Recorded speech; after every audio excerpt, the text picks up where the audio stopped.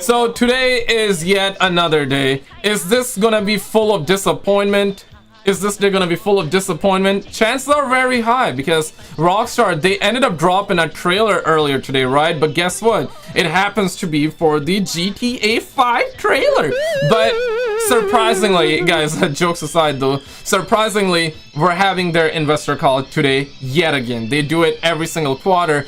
And today we're gonna be having that, and I'll definitely have timestamps in the top and comment below for when that starts. We're gonna be, bonding, we're gonna be talking, we're gonna be actually bullshitting as well a little bit, because you guys, I know you guys love some bullshit as well. So we're gonna be bullshitting a little bit.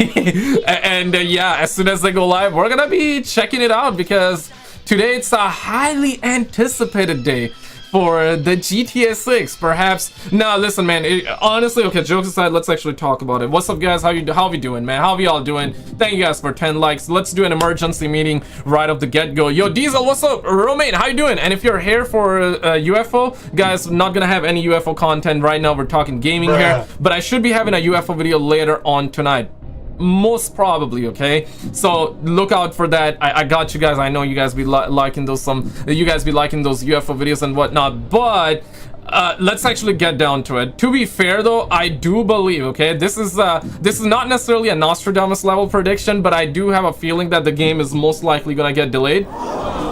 I mean, let's be real. These seconds, probably, hopefully not. Let's hope for the best, right? Like, this is just an assumption. It does not mean that it's getting delayed. But let's be real. The chances are very high that the game is most probably gonna get delayed. The reason being, these twats dropped GTA 5 online trailer today, bro.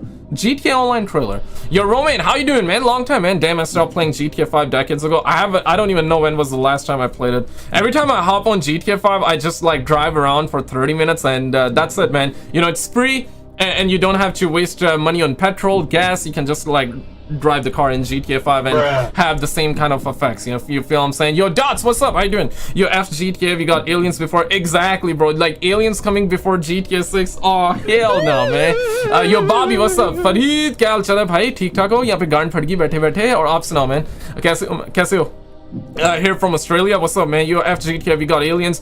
Dots, is it true? It is true that we're gonna be getting their investor call today. We're getting their investor call, but it is also true that has also dropped a GTA Online trailer. I heard about it. I even commented on the video at Rockstar, but I have not watched the trailer. So I'm not sure what it's all about. But people are saying people are on the streets dropping walls of Jericho right now. People doing 619 Rey Mysterio style. People dropping DDTs. People dropping tombstone pile drivers. I mean, the situation kind of tough, guys. Like, what else can I say, man? Toxic gamers everywhere. Rockstar making a game about stealing shies from people. They be laughing though. Rockstar, when somebody actually steals shies from them, they not laughing too much. They laughing none at all. What am I even saying? Randy, what's up, Randy? How you doing, Randy? How you doing, Randy? Neon, what's up? How you doing? My online. Wait, what? Rip, what? Nah, man. You come on, man. Get my mom with that crap, bro. You lying, bro. You capping. Come on, man. Why you gonna say rip Joe Rogan when Joe Rogan's fully healthy, man? Come on, man. Damn, homie. Yo, कैसे हो भाईजान? अथर्वा, कैसे हो? India में कैसे हो? गांड फटी है? क्या फटा है? मुझे बताओ. नहीं, मुझे ना बताओ. Pause. Let's pause real quick. I kept getting kicked from Casino Heist. It was weird. FGTA and damn, there's a whole lot of built up. Yeah, I see I see people actually being mad at Rockstar. I hear you guys. I'll tell them when GTA 7 comes out, okay? How about that? Yo, at this point, we're gonna get GTA 7 before GTA 6. Yo, come on, man. Somebody get the president of United States of America. Somebody get Trump to sign an executive order for Rockstar to release the game, man. Come on, man. At this point, we need it. Yo, Fizz, what's up, man? No Diddy. Yo, Slushy, what's up, Slushy? How you doing, Slushy? Yo, what's up, man? How you doing, Slushy? Yo, how you feeling, man? Yo, next new Battlefield game. That's right. Yeah, how about that? Vanguard, Call of Duty Vanguard, or Battlefield 6? Yo, any of you actually excited for Battlefield 6? To be honest though, it does look good, but again, man, we're talking about we're talking about DICE, we're talking about EA. Their games always look good. So in terms of their trailers, right? Their trailers always look good. The game don't. The game don't, man. Let me actually show you this, okay? I got my meme folder opened up. Know what I'm saying? So we got Lester saying felt cute, might rob your casino later. Okay, we see you, homie. We see you. But let's actually get down to some Battlefield, okay? What was that quote? It's how yeah, let me actually, yeah, I mean, of course, let it go. Okay, are we letting it go? Just let it go, bruh, or what? I mean, this can technically apply for today as well, right? Like for GTA 6. Let it go. Let it go. It's over, or what? What we thinking, Chad? What we thinking, man? One in the comments if you think we should let it go. But what was that quote from that Battlefield specialist twat? You know that Battlefield specialist? Yeah, I'm forgetting that. It works out sometimes like that, you know? Don't be sad. Yeah, don't be sad. Don't be sad. Yeah, this one. Yeah, I really hope we do not have this twat. Or part of me feels like that we should have this twat in the next Battlefield game, just for the memes and whatnot. You know, it could be funny. It could be funny. It could be funny. Don't be sad. This is just how it works out sometimes. But not gonna lie, guys. Not gonna lie. As I was lying. Not gonna lie. The next Battlefield game looks kind of good though. It does look kind of decent in terms of like the limited amount of 13 seconds gameplay they dropped. Was it like 13 seconds or was it less than that? I don't even know, bro. Like, come on, man. Get mama with that. Thank you all so much for, thank you all for 37 likes. You average. What's up, Boxer? How you doing, man? J38. How you doing? Come on. Walaikum Assalam. Zoko. How you doing, brother? Colby. What's up, man? Voiceless Pilot. How you doing? Yo, what you think? What you think is coming today? Trailer 2 screenshots, nothing delay. To be honest though, I just finished talking about that. I feel like that we're gonna have a delay, but that's an opinion. Like, I could be wrong, and I hope I'm wrong, but I'm preparing for the worst, all right? I am preparing for the worst. I'm already prepared for the worst. If they come out today and they say the game is getting delayed, I'm not gonna be shocked, because kind of expected at this point. But if somehow they drop the trailer 2, or they say that trailer 2 coming tomorrow, or they give us like a date to look forward to, I'll definitely cream. Pause, no Diddy. But yeah, so if they give us a date, I mean, my expectations would have been they would exceed. At that point they would exceed, but literally I'm not expecting that, man. Quite literally, I'm not expecting that. I'm expecting that we're gonna have a big ass, perhaps not a big ass, pause, perhaps we're not gonna have a big ass huge delay. I technically expect the game to come out like early 2026 at this point, just based off of what these, like I said, these twats have been doing, man. They are out there doing helicopters with their willies. Pause again. They're smelling their own farts. You guys know the deal at this point, man. Come on, man. I've been watching you for weeks. Voiceless Pilot, thank you, brother. Cannot even talk right now, man. I only had 3 hours of sleep in the last 2 days, so my brain is cooked right now, man. Just not getting time, man. There's just way too much going on, man. Way too much to do. But what videos you liking the most? Like the GTA series, or I should say it's gaming. You like the gaming videos more, or the UFO content, or the ghost videos, or the camping videos? Which one you liking the most? If you don't respond, you don't love your supporters. Bro, I'm reading comments, man. Like, damn, man. I'm reading chat, bro. I only have 2 hands, okay? Like, I only got 2 hands, brother. I'm trying my best, bro. I'm trying my best, man. I'm trying my best. I wish I could have like 6 hands. I wish I could have 10 hands, but only got 2 hands. One in the comments if you also have 2 hands and you cannot, like, SKizzle needs 7 hands. Yeah, well, bro. Project Blue Balls. Okay, you liking the Project Blue Ball videos? Okay, I got you. I see you, man.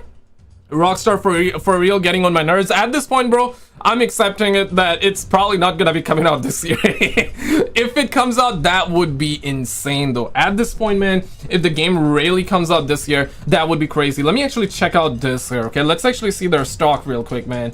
Let's see their stock real quick. Oh, thank God I actually yeah, okay, yeah, Tesla stock dropping big right now. I got out of the stock around 470, man. So but I reinvested around 390 and now it's 370, so I got out of that position as well, bro. Like, I invested like a little bit. So yeah, man, if you like that, man. Yo, Palantir stock, sheesh, man. Any of you invested in the Palantir? Man, I did invest right here, no cap, and then I sold it somewhere right around here, or I should say right around here. Yeah, but then it got back up, and then it's like, and then it's now up again. So it's like, man, you know what I'm saying? Palantir, crazy, bro. Like, that's huge money right there. Palantir, huge money. Not a financial advice. Meta is probably one of the best, to be honest, though, long term. Yeah, long term wise, do not move too much though. Microsoft, you know what I'm saying? Nvidia also kind of shit the bed because of some couple of Chinese people side projects. You know, it's crazy. Some kids, teenagers, I heard, right, could be wrong, some teenagers side project was apparently DeepSeek, right? It rivaled Nvidia. Billion-dollar company, crazy, man. That's why the stock dropped crazy. But let's actually check out Take-Two, right? I want to see Take-Two, because if they announce a delay today, I feel like that people are already, or I should say investors are not feeling too hot about it. I mean, not a crazy drop, but in the last 5 days, 4.62% negative. Sheesh, man. Yeah, I don't know about that one, man. And investors know GTA 6 is coming. So I guys, like, honestly, bro, I would not be shocked if the game gets delayed. I would not. I mean, it's not confirmed that the game is getting delayed, so take it as an opinion for sure. We're gonna find out. I mean, we don't have too long to wait, guys, so we're gonna find out today. Nvidia is more like $1 trillion company. Yeah, trillion, 3 trillion, right? That's what I meant to say. My bad, bro. My first time watching you live. I've been watching your content for about a month or so. I really like your UFO content. Got you, Thomas. I should be having another video later on tonight, man. I got you, brother. I got you, man. You're like the Cypher PK, but better in every way. I appreciate that. Thank you. Trump needs to be in GTA, but although Cypher, I've seen his content in the past as well. I like his content as well. I'm not into Fortnite, so that's why I don't watch it, but I've seen like his React channel, but with the meme content a while back, and it was pretty good too. So yeah. You see my comment? Yes, Neon, I do see your comment, man. What's good, man? Super Bowl trailer 2 drop. Honestly, bro, I don't think they're gonna. Okay, let's settle this real quick, okay? Emergency meeting real quick, guys. Emergency meeting. You guys think that we're gonna get it at Super Bowl? I mean, anything is possible. Don't get me wrong. Anything is possible, but it don't feel like that Rockstar is gonna play that way. I don't feel like that Rockstar is gonna get in on like that. Pause. Yeah, it just like I don't think they're gonna blow their load that way. Pause again though. Yo, what's happening? I gotta pause way too much. First floor audio. What's up? How you doing, man? New Midnight Club announcement. Nah, bro. With Rockstar Games, bro, just forget everything, bro. With Rockstar Games, bro, you're lucky. Let me actually show you this, okay? Where is that? I hope I can find it, bro. With Rockstar Games, okay. Let me actually do this there, because quite literally, we're all gonna be, by the end of today, by the end of this live stream, you heard it here first, we're gonna be looking like this. Yeah, so with Rockstar, point is, with Rockstar, disappointment is our first name. Not even the second name, it's our first name. Disappointing, yeah, disappointing. Whatever your name is, like my name is Usman, right? So disappointed Usman, that's my name right now. With Rockstar, we're all gonna be looking like this. So with Rockstar, don't expect anything. Expect GTA. Yeah, we should expect something. And if you want to expect something, I mean, yeah, definitely we gotta expect something from Rockstar, right? Expect GTA 5 trailer for online with shark cards loaded up. Yeah. Mom, get the camera. No. What? Why, Axel? Why? No need for camera. We ain't talking about UFOs right now, bro. We ain't talking about UFOs, guys. We're gonna talk about later on tonight, and that's when I'll get the mom. Get the camera. Get the camera. Yeah, we're gonna later on tonight, not now, okay? Baddies are coming. Yo, can a brother perhaps get to see like an alien baddie though? Yo, what if the alien baddies are just superior, where it's so easy to understand them as creatures, right? If that's the case, then I wanna meet one. Isn't this the tax face? Wait, what? Like this one? I don't know about that one, Kaji. I don't know about that one, Kaji. Your videos are amazing. You're spooky. Thank you, brother. Okay, let's get back to the normal ambiance here. Yo, honestly, GTA 6 really need more heist. How many heists we had in GTA 5? I believe 5 or 6, right? I believe 5 or 6. Yeah, 5 or 6. We need more in GTA 6, and quite frankly, we also, and Rockstar is very big on UFOs and alien stuff as well. So I won't be surprised if we get alien Easter eggs. In fact, we had alien Easter eggs in GTA 5, in Red Dead Redemption 2 as well, where some of the UFOs would show up, and when you get closer or look at them, they would disappear. You know, something like that, right? So they're a spiritual creature like AME. We go see ya later. Okay, got you, friends. Catch you in the next one, brother. Catch you later on tonight with another UFO video, brother. Trailer 2 will air during the Super Bowl. Honestly, man, if I were you, bro, I would not expect anything, man. With Rockstar, bro, like, don't expect anything. Thank you all so much for 81 likes. Those of you who know, you know, man. You know, because here's the thing, man. If you were gonna say that, hey, SKizzle, expect GTA 6 trailer at Super Bowl, like, let's just say 3 or 4 years ago, I would have believed you. Not even that, I would have believed you. I would be a lot more optimistic. With every passing year, with every passing day, I get more, I wouldn't say pessimistic. I know it sounds that way when it comes to expecting a trailer from Rockstar. And at the end of the day, guys, we're talking video games. It ain't that deep, right? It ain't that deep. But there's a bit. We all have bigger fish. I mean, at least I got bigger fish to fry. So GTA 6. I mean, if it happens, it happens this year. If it doesn't, hey man, get mama with that. But pause. But here's the thing, man. With Rockstar, I'm becoming a lot more realistic in terms of expecting things from them. And what kind of things I'm expecting from them? GTA 5 online trailer, not even single player. I'm expecting Shark Cards Reloaded, Shark Cards 2.0, GTA Plus price increasing, okay? Price increasing per subscription. That's what we're expecting. And if you are expecting that, you're on the right track. If you're expecting a trailer at Super Bowl, trailer tomorrow, trailer today, trailer this month, although it would be beautiful, I hope we get it though. Like, don't get me wrong, I'm with you on that one, homie. But if you're expecting that, nah bro, nah man. These suckers not gonna do anything. I mean, what are these suckers doing, man? Anybody from Rockstar watching? Bro, come on, man. At this point, leak the trailer, man. No Diddy though. Leak the trailer, man. Kids be looking like this right now. Everybody looking like this, man. Stop rolling your fat doobies, guys. Stop rolling your fat doobies. Clench your butt cheeks, man. But what is the timer for the live stream, for the Take-Two live stream? Every time I watch you, I feel the need to roll a fat doobie. Nah, don't be rolling those fat doobies, man. We are not 60 years old yet to get the second trailer. May 82 now. Yo, thank y'all for 98 likes, man. 98. Y'all suck us crazy, man. Someone here hack Rockstar and get us a new video. To be honest, man, like I really, on a real though, I really hope that we don't get like crazy gameplay leaks. Although like I wouldn't mind if we get it, if that, you know what I mean, right? But I definitely do not want, like, for example, okay, let me throw you an example real quick, okay? You remember like almost 2.5 years ago, shit man, we had our very first leak for GTA 6 trailer, gameplay I should say, not trailer, gameplay. And then we had Wolverine from Insomniac League, where the playable build got leaked. Oh shit! Employees' passports got leaked. Their BBCs got leaked as well. Pause real quick. But yeah, their BBC got leaked, man. Damn, their passports, all their information got leaked. I mean, I definitely don't want that kind of stuff leaking out though. Like, come on now, right? Like, I mean, I'm a savage, but not that kind of savage, okay? So I don't want like employees' info, their BBCs, passports, photos, this and that. Nah, I don't want that stuff leaking out. But I wouldn't mind like another like a minute long to perhaps 2 hours long gameplay. Feel what I'm saying? Now I wouldn't with Rockstar, bro. Like, these things take so long, man.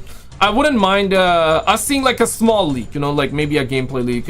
I wouldn't mind that. I wouldn't mind that. One in the comments if you wouldn't mind it. Two if you would mind it heavy. And I mean, if you mind that, you mind that, man. That's kind of tough. So, but yeah, like how you guys feel about the leaks? You guys want them? You guys don't want them? But matter of fact here is this: no matter if you, even if you don't want it or you want it, you're gonna get some. No Diddy. So. You're gonna get it. You're gonna get it, man. Pause. That's the thing, man. That's the thing, though. Even if you say you don't want the leaks, you're gonna get the leaks. That's the thing, man. That's how it works. If it's meant to be, of course. If it's meant to be, right? I mean, yeah. I'm saying I'm cool with getting the leaks or not cool with getting the leaks. It don't matter. It don't matter. If it's gonna happen, it's gonna happen. If some guy wanna like leak something at Rockstar, they're gonna leak it. Yeah, earnings today, capital E, earnings today. How you doing, man? How you doing? Have you seen the Diddy Scare re-animated? Nah, bro, I have seen. To be honest, though, I don't even know much about the. I mean, I know like the basics and like the yeah, you know, I know like the plot or two about the Diddy stuff, but I don't know much. I haven't like any googled or tried to find out. I just love the memes and the jokes about it. You know what I'm saying? Like, no homo, no Diddy, kind of like that, you know. So I love the jokes, but I haven't googled, honestly. Ain't got no time, you know. As Kimberly Sweet Brown once said, ain't nobody got time for that, you know. So, and really, trust me, ain't nobody got time for that. Maybe you do, but yeah. But I pause. Yo, Shadow, what's up, man? How you doing, man? Yo, Monster, what's up? How you doing? Give me the leaks. Leak it on me, Yellow. Okay, bro. You need to pause real quick, man. You don't even need to pause. You need to pump the brakes on that sucker immediately. I'll take the leaks because games have been so bad lately. To be honest, man, I don't know what's going on in the video games industry because everywhere I look, bro, it's just bad news for video games. And that's why I'm like also like doing the UFO content on the main channel instead of doing the second channel because to be honest, I'll be honest now that we're talking here, bro, if GTA 6 is bad, I'm quitting gaming, bro. Till we have it's not gonna be a permanent quitting gaming. It's never gonna be like that, but it's gonna be like till we have like a solid game. But GTA 6 is what's keeping me going, as in covering gaming news, right? Because if it wasn't for GTA 6, I would have quit a long time ago, bro. Because yeah, GTA 6 is like, okay, it's coming out, so I'm like, okay, let's hold it a little bit longer. Hold it. Because what's happening in video games, right? Like yeah, man, let me show you this, bro. What's happening in video games is this. Like, they're putting cherry blossom flowers. That's Ubisoft for you. Cherry blossom flowers on a BBC, bruh. Damn, man. This, I guess, crazy. They're turning everything gay. Everybody gay, bro. Like, what? Yasuke was a real-life person. You guys know the story. Real-life person who was not gay. Ubisoft was like, nah, man. He black, so gotta make him gay. Black and gay. That's what they said. Black, disabled, gay. That's what they did to the homie Yasuke, right? So, yeah, I mean, are we just here for them to do that crap? Are we here to just get, like, bugs, buggy games, season passes? Are we just here to buy microtransactions? Come on, man. Come on, damn it, man. Any of my black homie watching the stream, like, these suckers are crazy, bro. As a brown man, bro, I'm sick and tired of them doing that crap. They can never make a normal straight black person ever. Even though Yasuke was a straight person in real life back in the 1608, it's claimed. I wasn't there, but even though he was a straight person, Ubisoft said that nah, he black, so gotta make him gay. These suckers put cherry blossom flowers on a BBC, bro. Made the BBC look all fruity and crap, bro. Damn, man, these suckers crazy. I swear to God, bro. I swear to God, man. These suckers, man, damn, man. Damn, that's gaming in a nutshell, bro. That's like, so you gotta understand that when I see crap like that, I don't wanna be talking about it. I don't wanna be talking about it 24/7, bro. I don't. So yeah, that's why we kind of like changing the content, moving on, and seems like that you guys are enjoying it too. So eternally blessed for that. Don't get me wrong, I still want to cover gaming, bro. Gaming is at the core. Gaming spawns the memes. You know, I cannot talk like this in a UFO video. Come on now, man. You guys would tear me apart. You guys would you guys would go crazy angry. You would be angry in the comments. Hey, it's a serious topic, and I get it. That's why I don't do it. But in a video game topic, I can talk about it and I can explore different avenues and different avenues. Maybe not different avenues.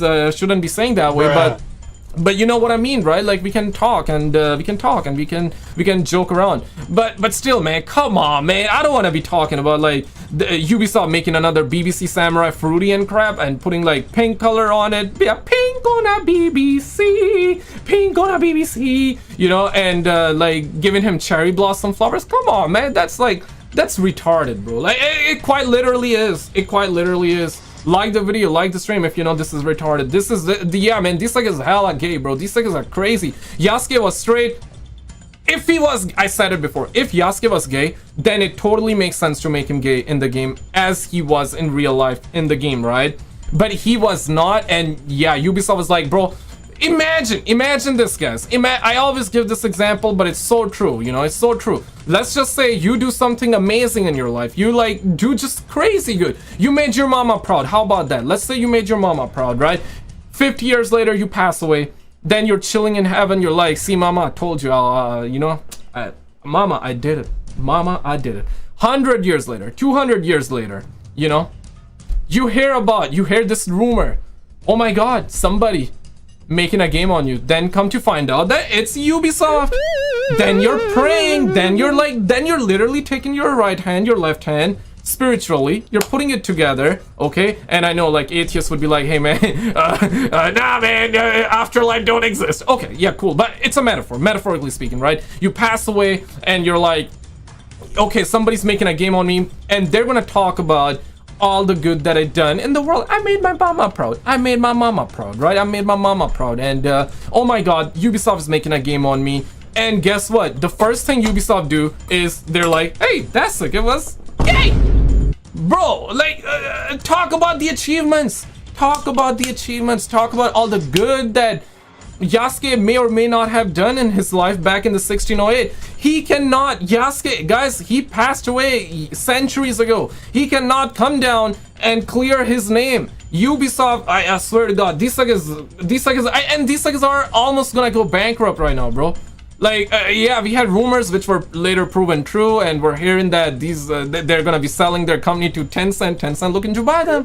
Tencent looking to buy them. Yasuke cannot come down and defend himself. Imagine, yeah, like I'm saying, imagine you do something amazing in your life, right? You did crazy good, and you're like, oh my God, one day they're gonna make a game about me, and they make Ubisoft make a game about you, and they're like, okay, you were gay, even though you were not, right? So that's the first thing, and that's the only thing they talk about. And you cannot come down and defend yourself, man. You cannot come down and defend yourself, bro. And the opposite is also true. I'll get back to you, homie. Thank you for the 11, man. And the opposite is also true. GTA 6 shark card lol.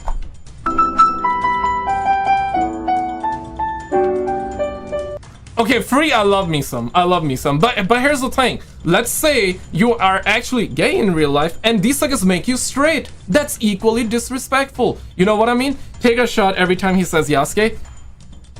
Salute to Captain Cherry Blossom Flower BBC. There you go, man.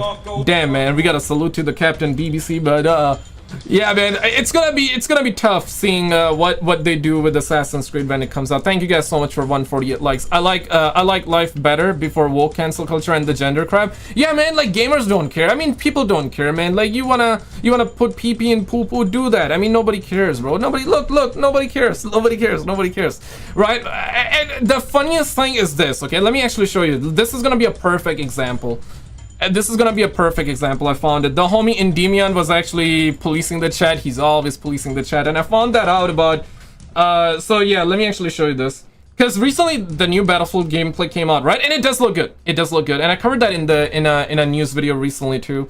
But let me just show you this, okay? Where's my chat? Okay, got the chat. Yo, Trika 123. Thank you for the 11, brother. Thank you for the 11, man. Thank you for the 11. I appreciate it. You the homie. Thank you, gang. Okay. The new Battlefield game has opened its service for playtesters. I got sent this by someone in the playtest. Why does DICE wanna know what your gender and ethnicity is when it comes to trying out their game? Why is my pattern recognition telling me that if you choose white and male... Gay BBC takeover. Pause. Yeah, thank you for the fight. Thank you for the fight. Appreciate it. But see this, right? We're talking about a video game. Why is this crap important? Why? I mean, I'm objectively speaking, you know, to further the conversation, to further the development of Battlefield 6 or the next Battlefield game rather, to enhance the player experience and to make the game better. You know, the right questions, objectively, not an opinion, objectively speaking, would be, hey, which Battlefield game you like the best? Okay, what about Conquest? You like Rush more? You like Conquest more? Do you like Team Deathmatch more? Nah, man, these guys are like, hey, are you a woman, man, non-binary, prefer not to say, prefer to self-describe?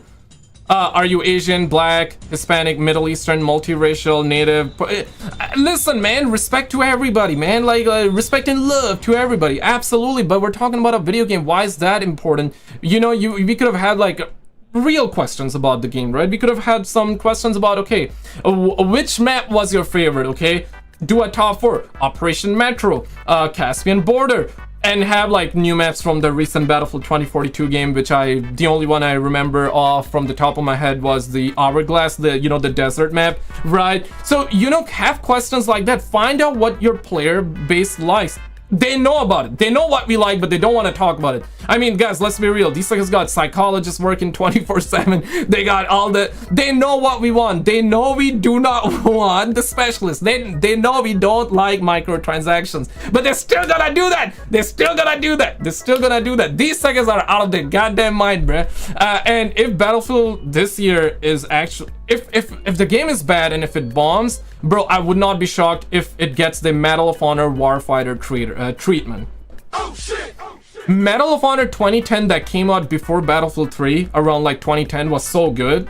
Has any of you played it? 1 if yes, 2 if not. I identify as a triple B big brown skin bank. Okay, oh, can a brother get some? Make it rain, brother. Make it rain, man. Make it rain, bruh. Is Battlefield going to have Battle Royale? We're hearing leaks that yes, it's gonna. Bruh. I mean, I would rather like a dinosaur mode, because Battlefield always had those Easter eggs, you know, like Battlefield 3 in one of the single player mission, the guy is like playing with the dinosaur toy. I believe the significance behind it was he actually left his family to fight a war, and he had that dinosaur like a toy from his kid. I'm assuming that was like the metaphor, or that was the messaging behind, which is, if true, was quite deep though. I feel like because it's been so long, I don't remember exactly, but I remember that was the point behind the soldier like having the dinosaur toy, the figurine in front of him. I believe it was because like that was of his kid. So you see, like, deep messaging. Whatever happened to that nowadays, bro? We gotta put like pink on a BBC. Bro, yeah, Yasuke was a straight man. Nah, man, let's make him gay. That's what Ubisoft said, because he black. These suckers are doubly racist. They're racist towards Asians, right? Which we know. They openly are racist towards white people. To them, brown people like me don't exist, right? And these suckers are hella racist towards black people as well, bro. The Ubisoft, bro, I swear to God, man, I don't know what's going on. Ubisoft that we once loved, bro, it gone, bro. It motherfucking gone, okay? It's gonzo, bro. It's gonzo, bro. Damn, man. I get passionate talking about Ubisoft. I don't know why, man. Damn it, bro. I love gaming, but I don't like gaming. So yeah, I started this entire conversation off with, hey, man, gaming is kind of dead, or not dead, but like it's dry right now in terms of new games. And then I get passionate talking about it. How does that happen? Because I love gaming, man. I love gaming as in, because I grew up with playing games. Nowadays I'm not playing that much, bro. I haven't been playing video games, I would say, too much in the last few years, because I remember there used to be a time when I would play 24/7. I would play like for hours and hours back when I was in high school and as a kid, right? And back then, admittedly, we had good games too. Now we're just getting crap after crap. Black Ops 6 came out. I played it for a solid month. Now I just play like, I don't even know when was the last time I played Black Ops 6, even though I had my fun. I had fun playing Black Ops 6. I'm not gonna deny that, but that's about it. Like, Black Ops 6 is dead right now. It's kind of dry as hell. Player base abandoning it, people not liking it. Any of you currently playing Black Ops 6 and enjoying it? And yeah, if you're enjoying, guys, let's be real, it's video games, bro. So I'm gonna be the last person to tell you to not enjoy a game if you do enjoy. For example, if you like an Assassin's Creed Shadows of the BBC that's coming out, if you like that, hey, that's cool by me. I mean, damn, it's your money, right? Like, I'll never be the guy to tell you what to not do or to do, right? But if you want good games, then you gotta do something about it. You gotta talk about it, and the step further would be to not buy microtransaction. The best step would be to literally not buy the game that you don't like, you know what I'm saying? Yo, Palantir, man, oh sheesh, man. Palantir, I wish I invested more in Palantir, bro. Palantir Climate, man, oh my god, bro. Any of you into Palantir? I'm invested in the stock, but I wish I invested more. It's one of those things. You know, oh my goodness, bro, this stock is going crazy. Holy shit. Because it started off at 100, it's now at 109. For context, if you invested $1 million, you would have made 90,000 today. Oh shit, oh shit. And if you invested like 100k, you would have made it 9,000 today. If you invested at the right time. This stock is going gangbusters, bro. Holy shit, man. And it's not stopping. In the last 6 months, you could have 300% your money. Oh my god, bro. Why you guys didn't tell me about it? I feel like fighting you guys right now. Why you guys didn't talk? You guys should tell me about it, man. You guys should have told me. Yeah, I wish I invested like 6 months. Of course. A year ago, oh my goodness, 400%. 5 years ago, 1,000%. You out of your goddamn mind. Almost 1,000%.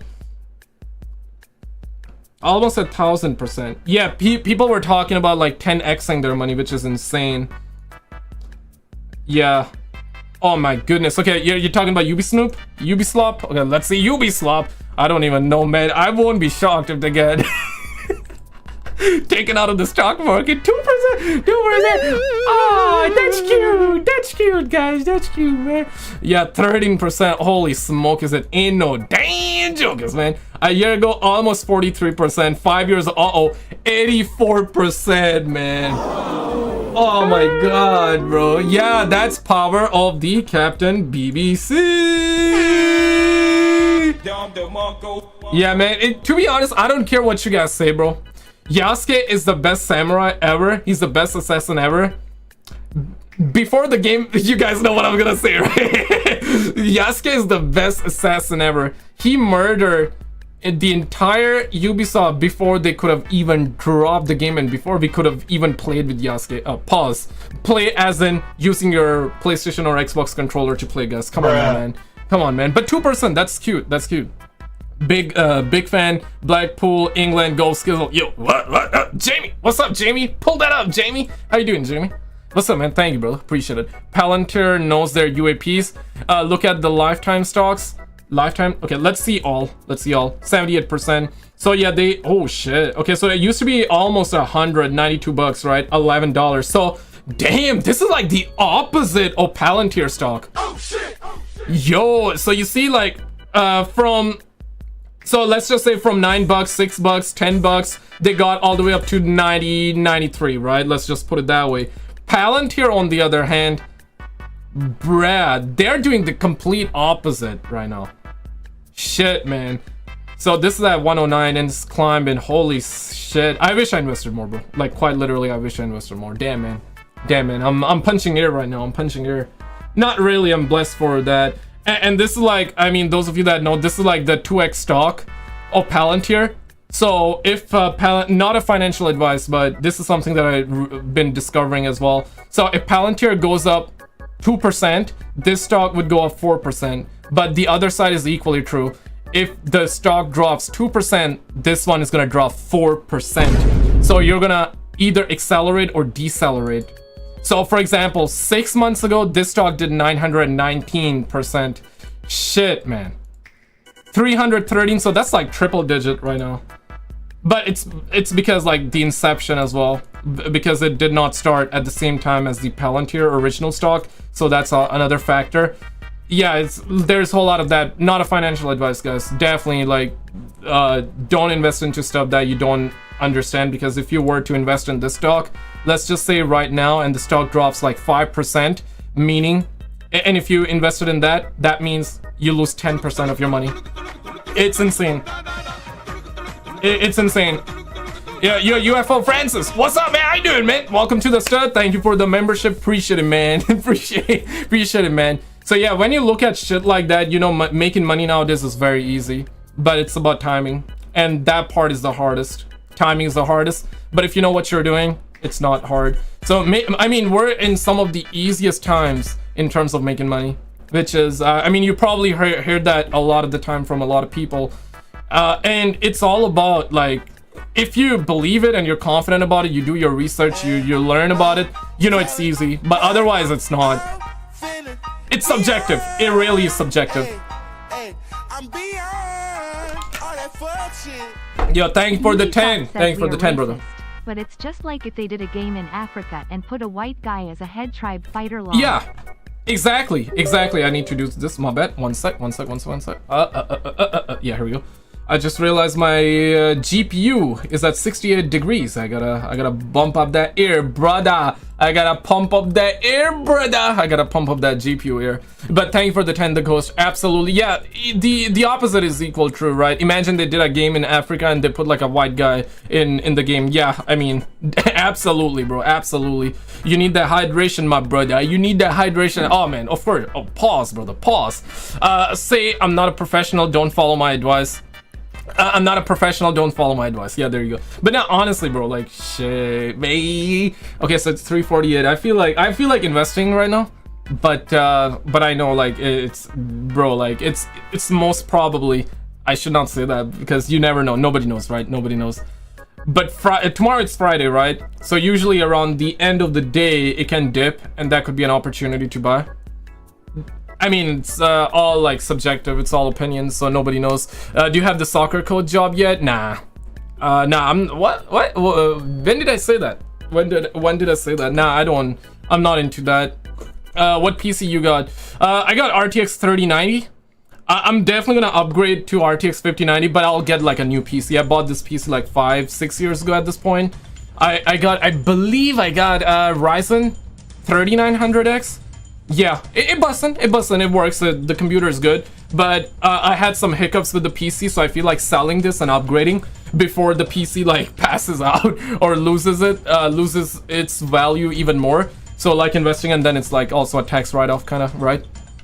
You make me want to invest, Lamau. I mean, everybody should invest, of course, bro. Like, you're never gonna be able to, because like the school system teaches you to work for and slave, that's the right word. The school system teaches you to be a slave of the system. They will never tell you about taxes. They will never tell you, never educate you about being your own person, or you know, doing your own shit. Because let's be real, man, if you're working for somebody, you're never gonna be financially free unless you are very disciplined with your money and you constantly invest, and then maybe like 20 years later, 30 years later, you're gonna be somewhere, you know. What time is the call? Hashtag aliens before 40 minutes. GTA 40. Shaq Diesel, thank you for the 5, brother. Thank you for the 5. It's happening in 40 minutes. In 40 minutes from now. Thank you for subscribing, DS. But now, I guess, think about it. Like, if you're like working a job, you're not happy about it, start like watching stuff. You know, start watching stuff about like making money. Learn about it. But here's the thing, man. Don't invest in stuff that you don't understand. Never do that. Never do that, because you're gonna lose money. It's a fact. You're gonna lose money, because if you don't understand what you're doing. And let's be real, many people don't know what they're doing, right? So, and even when you know what you're doing, I mean, shit can happen. For example, right, like Trump wanted to put tariff, and now it's on a pause, right? Not trying to be political, but it's a fact. Like, he wanted to put tariffs on Canada, Mexico, and China, and the stock market kind of tanked, you know? Shit, what the hell? What the oh, shit. It's climbing even more. So yeah, the Nvidia stock tanked. I mean, it's trying to recover right now, but it tanked, right? The day the news came. So it's like, the point is something can come out of the blue, and even if you're perfect with your knowledge, perfect with your timing, it can still like bomb, or what's the term? It can still go down. You know what I mean? It's one of those things. But yeah, definitely learn about investing. Definitely 110% learn about investing. I guess invest in Nvidia, the crackling. To be honest, man, the Nvidia, I feel like that long term it can hit 200, but it's an opinion. Does not mean it's true. But another factor is that Nvidia is already so up. They're like $3 trillion market cap. So honestly, like, I don't know. I mean, yeah, they can hit 5 trillion, but the point is, they already like peaked. Look at that, almost 2000% in the last 5 years. They already kind of peaked, and now we're kind of like plateauing, and it's like going sideways. Palantir, on the other hand, has not plateaued. This is like 250 billion. There's so much upside potential in the stock, but again, like 1000%. Just like 5 minutes ago we were looking at it and it was 999, and now it's like 1004%. It just went up like shit, man, you know. But here's the thing, you can be a perfect trader, perfect investor. Bad news hits tomorrow, somebody launches a nuke, and there goes the stock market. So you know what I'm saying? I mean, yeah, so stock market is on emotions big as well, big time. Puts on them, and it also takes just like a couple of billionaires to screw up the market too. So let's just say a couple of billionaires felt cute and they're like, let's pull out our money. They pull it out, the stock tanks, and then the retail investors, like the normies, like you and I, people start like panicking, and they sell their stock. It goes down even more. Everybody loses money except for the ones in control, right? Like the billionaires. So there's that aspect to it as well. He's like, mom, get the camera. Yo, lunatic, what's up, man? How you doing, man? Buy a big 4x4 and get ready to head for the high ground. Oh shit, 2026, PC 2027. I see what you guys be dropping. Waiting on delivery of my new PC. Cannot wait to not play games on low settings. My graphics card, RTX 4060 Ti. Sheesh. Yeah, man. I'm gonna be looking. I'm looking forward to like a PC build that has like RTX 5090.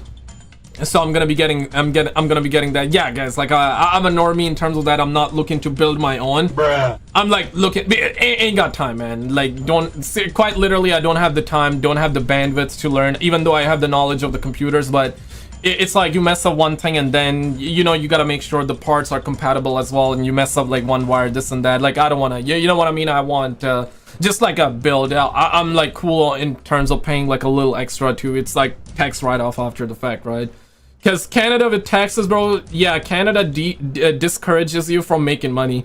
Quite literally, bro, with the taxes. So it's like, if you make money, just invest that money, like buy assets in that asset, and then write that tax off. And that only applies to if you're self-employed, right? Because if you're working a job, then you're gonna be taxed to death, bro.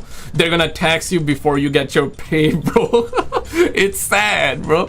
It's sad everywhere around, man. I mean, even for the self-employed folks as well. Canada literally discourages you from making money, man. So yeah, that's Canada for you. Sadly. Otherwise, love Canada, man. Canada's very good, but taxes-wise, it's pretty bad. It's honestly, bro, it is pretty bad. You think you're doing good, but then like Uncle CRA comes in, Uncle Sam for US, right? But then Papa CRA comes in and they F's you in the a-hole, bro. Pause real quick. YouTube's telling me to play an ad right now. I just dismissed that. Psych.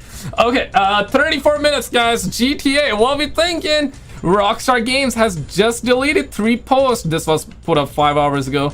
3 posts on Instagram. That means that trailer is coming. No Diddy. Yeah, no Diddy for sure. But nah, man. Well, I really hope we get some news about GTA 6, bruh. Otherwise, oh my god, bro. Yeah, while we're talking, it went up another %. See what I'm saying? So it's gonna hit like 10%, and the other stock is gonna hit 20% right now. Shit, man. I wish I invested more, bro. I wish I invested more. But tomorrow it can go down, or it may go up. Bro, what the hell is wrong with this stock, man? Why is it climbing this much? Like I wanted to fall a little bit so I can buy, you know? Yeah, bro. Like this is just. Oh my god, bro. Like yeah, we were just talking. It climbed up. How many percentages? But it could be like tomorrow it just falls, right? It could be that too. Or it may not. Shit, man. This stock is going gangbusters right now. Yeah, it's over. February the 10th going up. No, Diddy, yeah, it's going up, man. How you know stocks but can't build a PC makes no sense. I mean, I'm knowledgeable about the computers. I mean, I'm not like, you know, NASA level knowledgeable, but I know about the parts. I can do the stuff.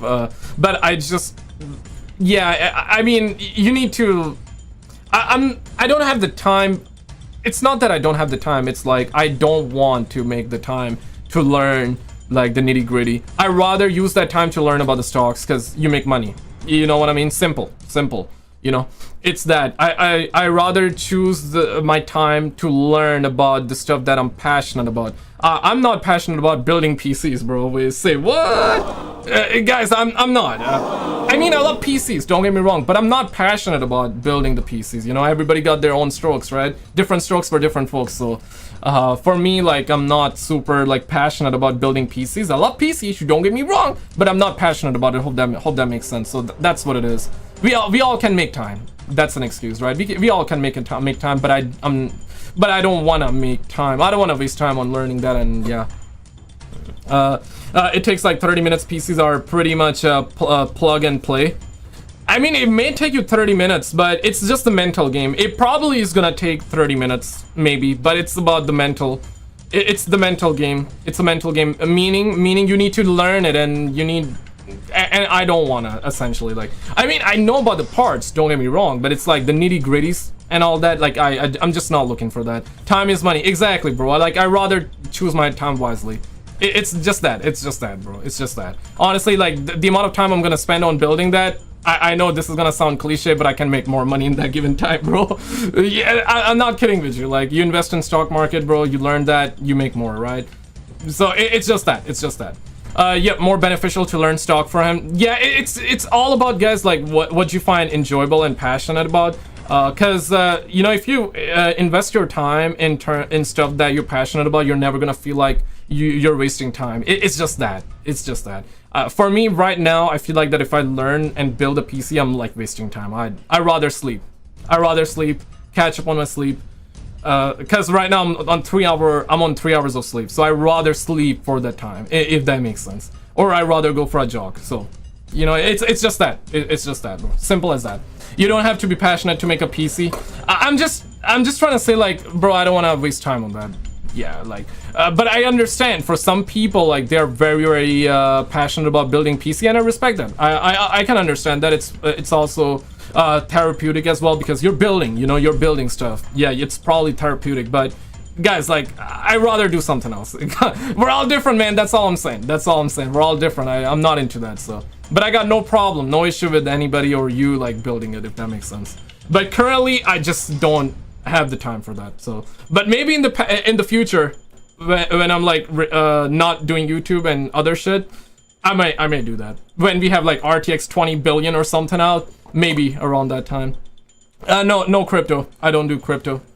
I don't do crypto, even though, like, a lot of people make a lot of money in crypto, but nah, I don't, because I got burnt, but I learned my lesson from crypto years and years ago. Hey bro, I'm a day trader. I can teach you my strategy and we can start our trading channel. That's the thing though. I appreciate that, but I'm also not passionate about starting a trading channel, you know? So I know, like, if I do that, I can make a lot more money, but it's not even about that, for me at least, though. I appreciate it, though. I appreciate it. Rob, thank you for the 5, brother. Let's hope the bunda isn't delayed. If they say fall 2025, we riot tears of joy. Love your videos, man. Yeah, thank you for the 5, man. All the stud donuts. Shout out to the stud donuts. Shout out to my stud muffins and also the stud donuts, man. But that's the thing, though. Like, I know I do invest. I'm not a day trader. I'm not a day trader. I don't daily trade. I invest and I forget that I have that sort of mindset.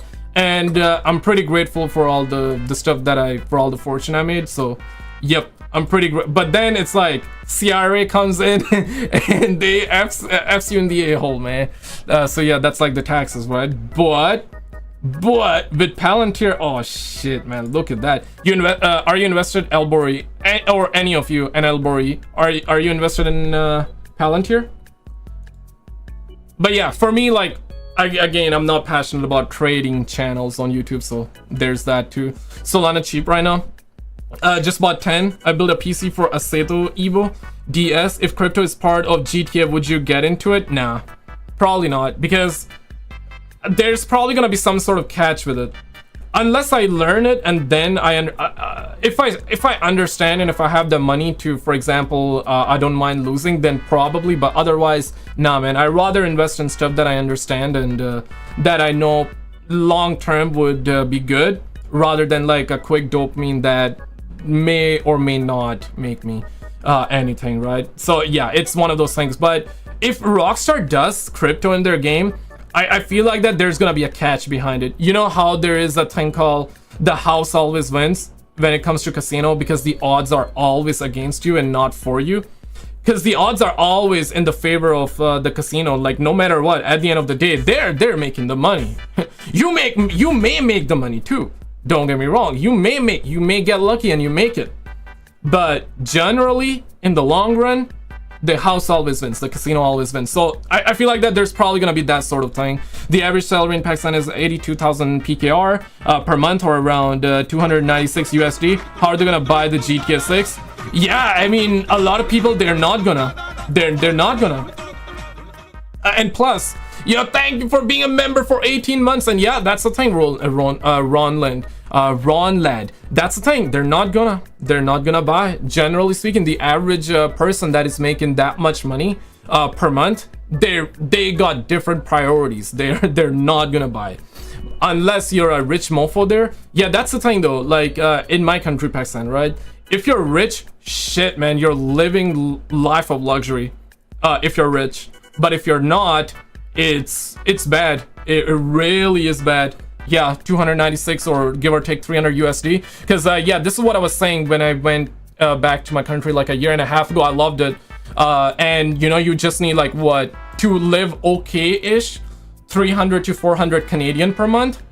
But if you want to like really live comfortably, you need like around 700 600 Canadian dollars per month. Anything above that, bro, you're killing it there. Meanwhile here, bro, you need way more. I can understand, because yeah, different markets, different countries, and yeah, you know what I mean. But it's that, it's just that. So I've been sick for the past 2 weeks. What's going on? You're 1996. Welcome back, brother. Welcome back, man. We're just bonding, we're chatting, and we're waiting for the GTA 6 trailer too, man. I honestly think that there's a big crash coming, because this pump, yeah, I mean, everything is up, bro. Everything is up. So where does it end? Eventually it's gonna crash, but then it's gonna come back, you know. Eventually it's gonna come back. The S&P is like 6 months 16%, year to date 3.43. You just gotta, I guess, buy the dips, that's it. Or dollar cost average. I guess that's what it's all about, right? Like, just, I mean, if you're not a day trader, I don't want to be a day trader, because statistically speaking, you're gonna lose money, right? Statistically, maybe if you have that, and I'm open to say, like, yeah, I'm not knowledgeable in terms of, and not confident enough to daily trade, and I don't want that, because I'm not passionate about daily trading, right? Because I want to do other stuff with my time, right? Creative stuff, and the money, of course, is always gonna come with it, right? Money is like the byproduct of it. So never chasing the money. Money is just like flowing. But here's the thing, right? Eventually it's gonna crash. Like, look at all these dips, right? Just, I guess, do your best to invest them, but you can never predict the dips. So for example, what if the stock crashes like right here, and you're at this moment? You do not know, like, you have this moment coming up, right? You assume that after this it's gonna bounce back up. So when do you buy? Do you buy here? Do you wait a little bit? Or what? Because it can always go up, right? So it's just, you can never really time the market. So I guess the best thing is just investing when you have the money, you know, consistently, and over time you're gonna make money. That's kind of like the formula behind it. Now if you go a step further and you're really passionate about it, then you can learn. But if like some bad news comes out, the market tanks, then shit, you're out of luck. And emotions get involved too with people, right? So some people like start like getting margin, and they start borrowing money too, right? So once you borrow money and you lose that, shit, you're in debt after that. So yeah, you never want to go that route. You never want to go that route. But that's the thing. You want to the way I see it is that you want to start investing early, because in the early years you're gonna lose money. It's a given. You're gonna lose money. But that's the thing, but it depends afterward. Once you lose money, because you're gonna lose money, once you lose money in the very beginning, you may take that as a learning lesson, and then you move on. You're gonna move on with that, and then you're gonna start to invest a little bit more, let's just say, intelligently and more conservatively, and you're gonna start learning about it. Not just like quick dopamine and, you know, emotions getting high, so I gotta get rich, quick, get rich, or whatever the saying is. I'm butchering it. You're right. Yeah, there's that aspect to it, because a lot of people get greedy and then they start like borrowing money, and then they lose all that, and then the next minute they know, they find out that they're in debt. So you don't want that. I'm always losing money. Never I mean, if you're losing money, don't day trade. But if you're making money and you know what you're doing, then day trade. Yeah, like Elbori said. I guess Elbori, you said that you're a day trader, so I'm assuming the reason you are is probably because you're making money. You sometimes got your L's too, but if you're making more W's than L's, then hey, that's all that matters, right? So keep on going. But if you're losing money, don't day trade. Don't day trade. But if you're making money, you know what you're doing, hey, day trade all you want. So but what I love about day trading futures is that I can make money on the way up or down. Yeah, I mean, puts and calls, there's that too, and there's probably something else that you may or may not be doing. So yeah, but I don't want to do that, bro. I don't want to do that because I'm not passionate about that stuff particularly, you know. Bro, I'm in crypto. I made 2K last month, and now I'm down 2K. There we go, brother. Bumbo clap, brother. God. But use that as a learning lesson, because you only lost. I know I'm saying only 2K is a lot of money. Don't get me wrong, but in the stock market or in the crypto, it's nothing, right? In that aspect, it's not nothing in terms of the money, because 2K, a lot of money, but in stock market, crypto, not too much, right? So use that as a learning lesson, because your future self is probably gonna make a lot more than that.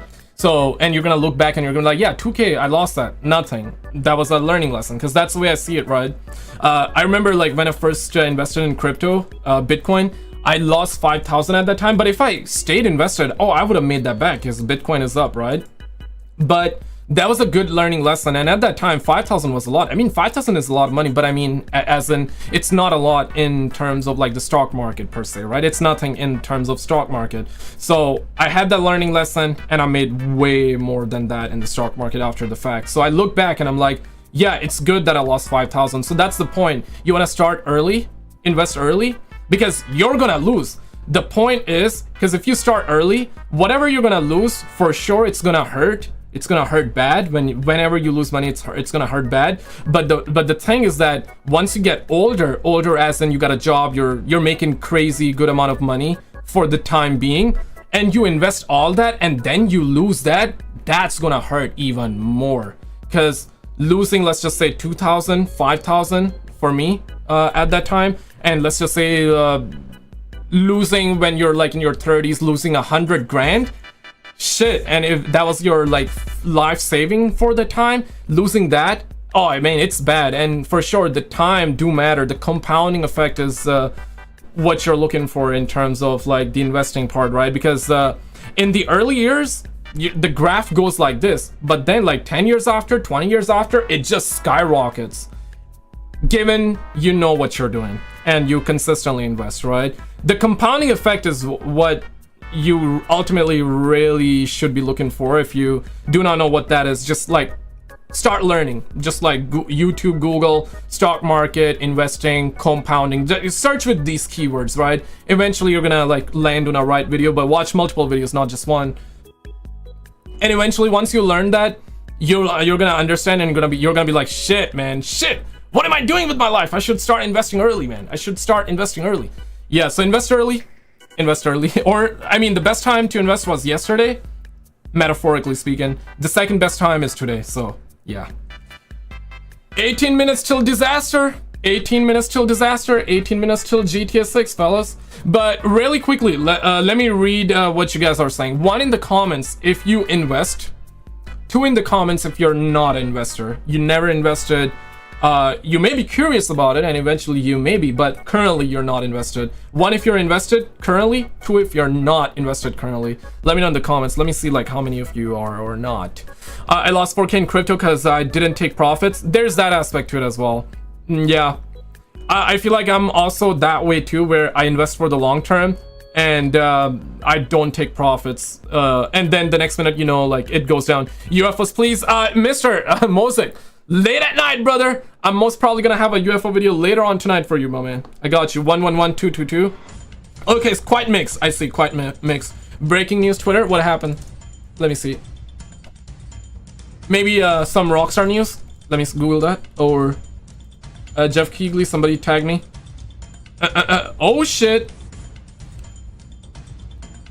Okay, Take-Two has confirmed once again that GTA 6 is still coming this year. What the hell? Okay, I'm happy. Oh man. Okay, so we better get the trailer. When are we getting the trailer? You imagine we get it today, then actually we get it today. So they said Grand Theft Auto 6 is still set to launch this fall per Rockstar Games parent company, Take-Two investor. Yeah, so stream happening 17 minutes. Thank God I said earlier in my stream that the game is, in my opinion, most probably gonna get delayed. Okay, because you know what? If I had it been, I said the opposite, that the game is coming this year, you know, the game would have gotten delayed. So you know what? Thankfully I said that, and now like the opposite working. So, and I quote, looking ahead, this calendar year is shaping up to be one of the strongest ever for Take-Two as we plan to launch GTA 6 in the fall. Crazy news, actually, huh? Crazy news. I mean, something that we known for a while, but if they're saying this again, I'm still not 100% convinced, but I'm more like, let's just say 90% convinced, because yeah, we're just few months away. So if they're confident currently, I guess the game is coming this year then, right? Still not 100% though. I lost a comment. Did you see the new video from Patrick Bet David channel with Stephen Greer?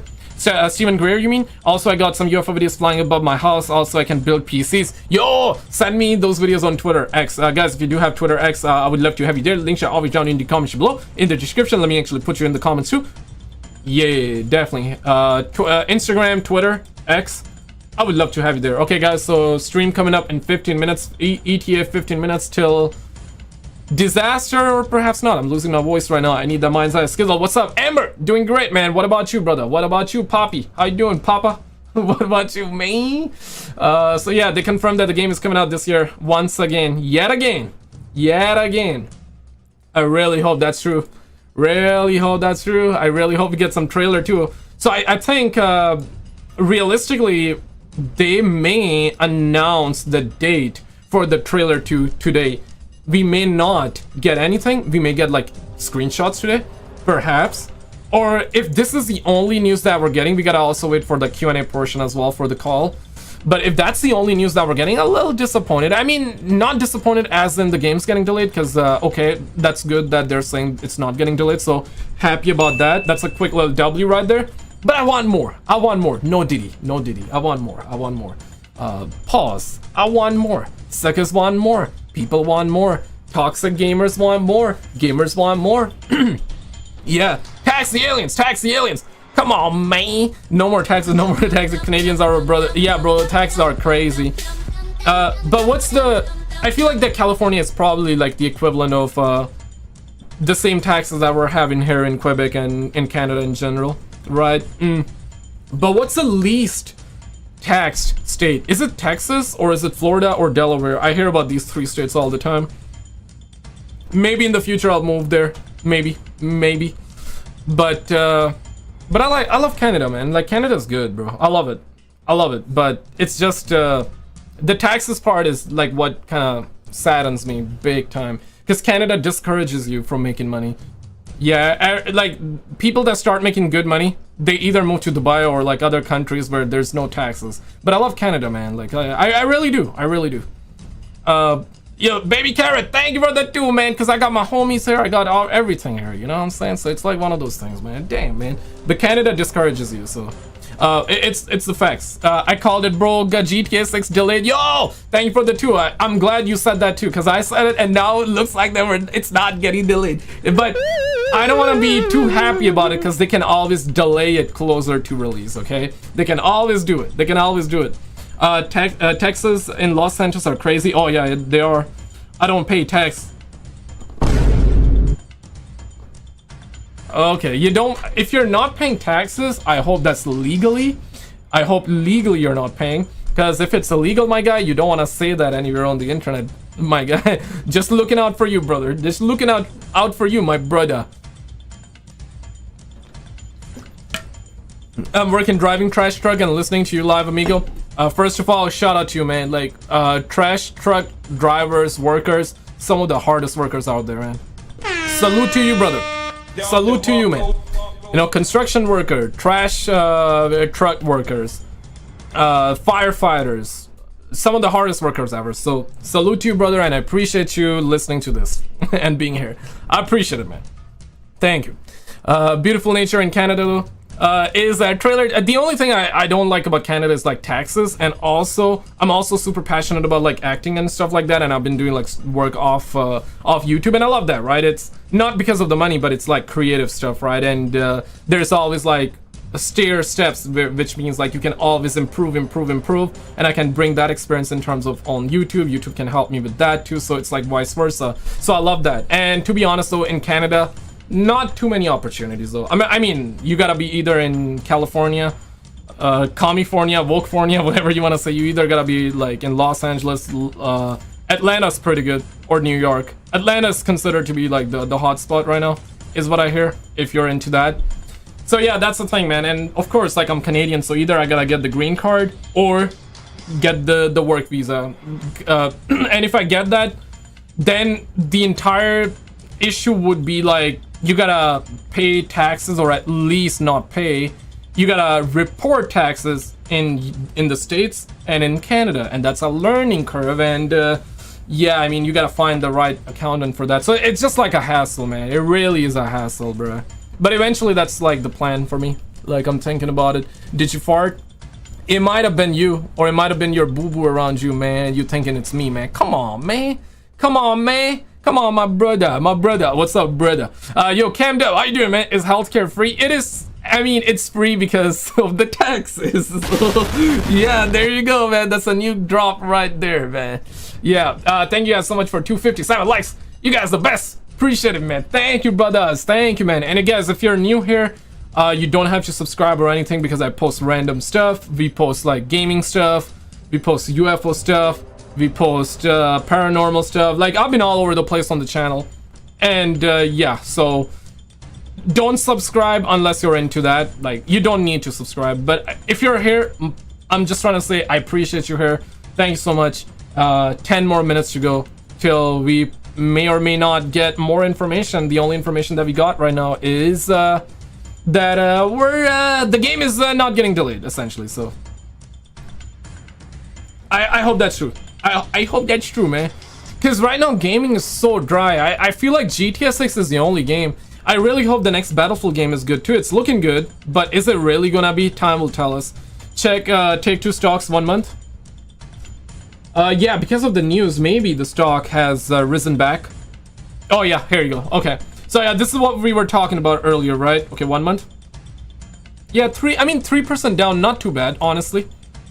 But here's the thing, right? It was dropping because I feel like the investors were like not super confident, and the news hit that the game is not getting delayed. What the hell? 6% after hours? Oh shit! Oh my god, bro! What the hell? You saw that live. You saw that live. You see what just happened? But it's after hours. I know it's after hours. Hey. Yo, thanks for the 10, Johnny. Appreciate it, brother. Appreciate you, my brother. Live your channel. Thank you, brother. Yeah, so all of a sudden they confirmed that the game is not getting delayed. So investors are like, yeah, we better time to make that money. Time to make that money. And stock goes 6% up. Ah, man, that's the thing, bruh. That's the thing, man. That's the thing, man. That is the thing, man. भाई हिंदी में समझो क्या हो रहा है भाई, समझाओ क्या हो रहा है यार यहाँ पे ना। बस ये चुतिया हो गया, चुतियापा हो गया भाई, और क्या कर सकते हैं। ये मादरचोद के बच्चे सारे मिलके हमको ना पागल बना रहे हैं, बिक गए हैं। बस यही हो रहा है यहाँ पे। लेकिन अच्छी बात ये है, खुशी इस बात की है कि गेम डिले नहीं हो रही। बस ये send UFO video. Oh gosh, let me check the tweeters, my brother. Let me check the tweeters, my brother. Let me get back to the gameplay here. Did you see the new video from Patrick David? I got this tweet. Is that you, my guy? Is that you? Did you see the new video? Is that you? I don't see no link. Oh, okay. So one sec. An hour ago, I got this too from Instagram. Oh, it's an Instagram link.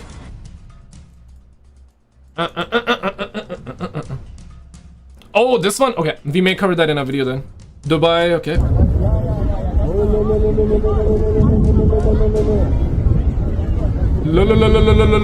Why? I mean, don't look like a UFO, but definitely strange. Where's the chat? Man. So this happened like on the January 19th. Yeah, it's like strange times that we're living in. Real quick, like I sent another message with video. Let me see. No, I don't see it, bruh. I don't see it, brother. Like, I'm checking Twitter on the other monitor. I don't see it. But thoughts on the UFO stuff that we have. We got that. Thoughts on the UFO stuff that's going on right now, guys. You believe it, you don't believe it, you think it's bullshit, you think it's real. Yeah, where you guys are at with it, with the current UFO stuff that's going on. Just interested in what you guys think in terms of like, because I'm assuming most of you guys that are here right now are into GTA 6 and video games, right? So just wanted to know, like, if you're a gamer, like, what are your thoughts on the UFO stuff? You believe it, you don't believe it? I would say that was more like, could be a UFO, but it felt like something else, not necessarily a UFO. I'll probably like check it out again, check the comments, and cover that in a video. So I appreciate it. Thank you. You had me, bro. This is Ilbori from the stream. Let's link up and time.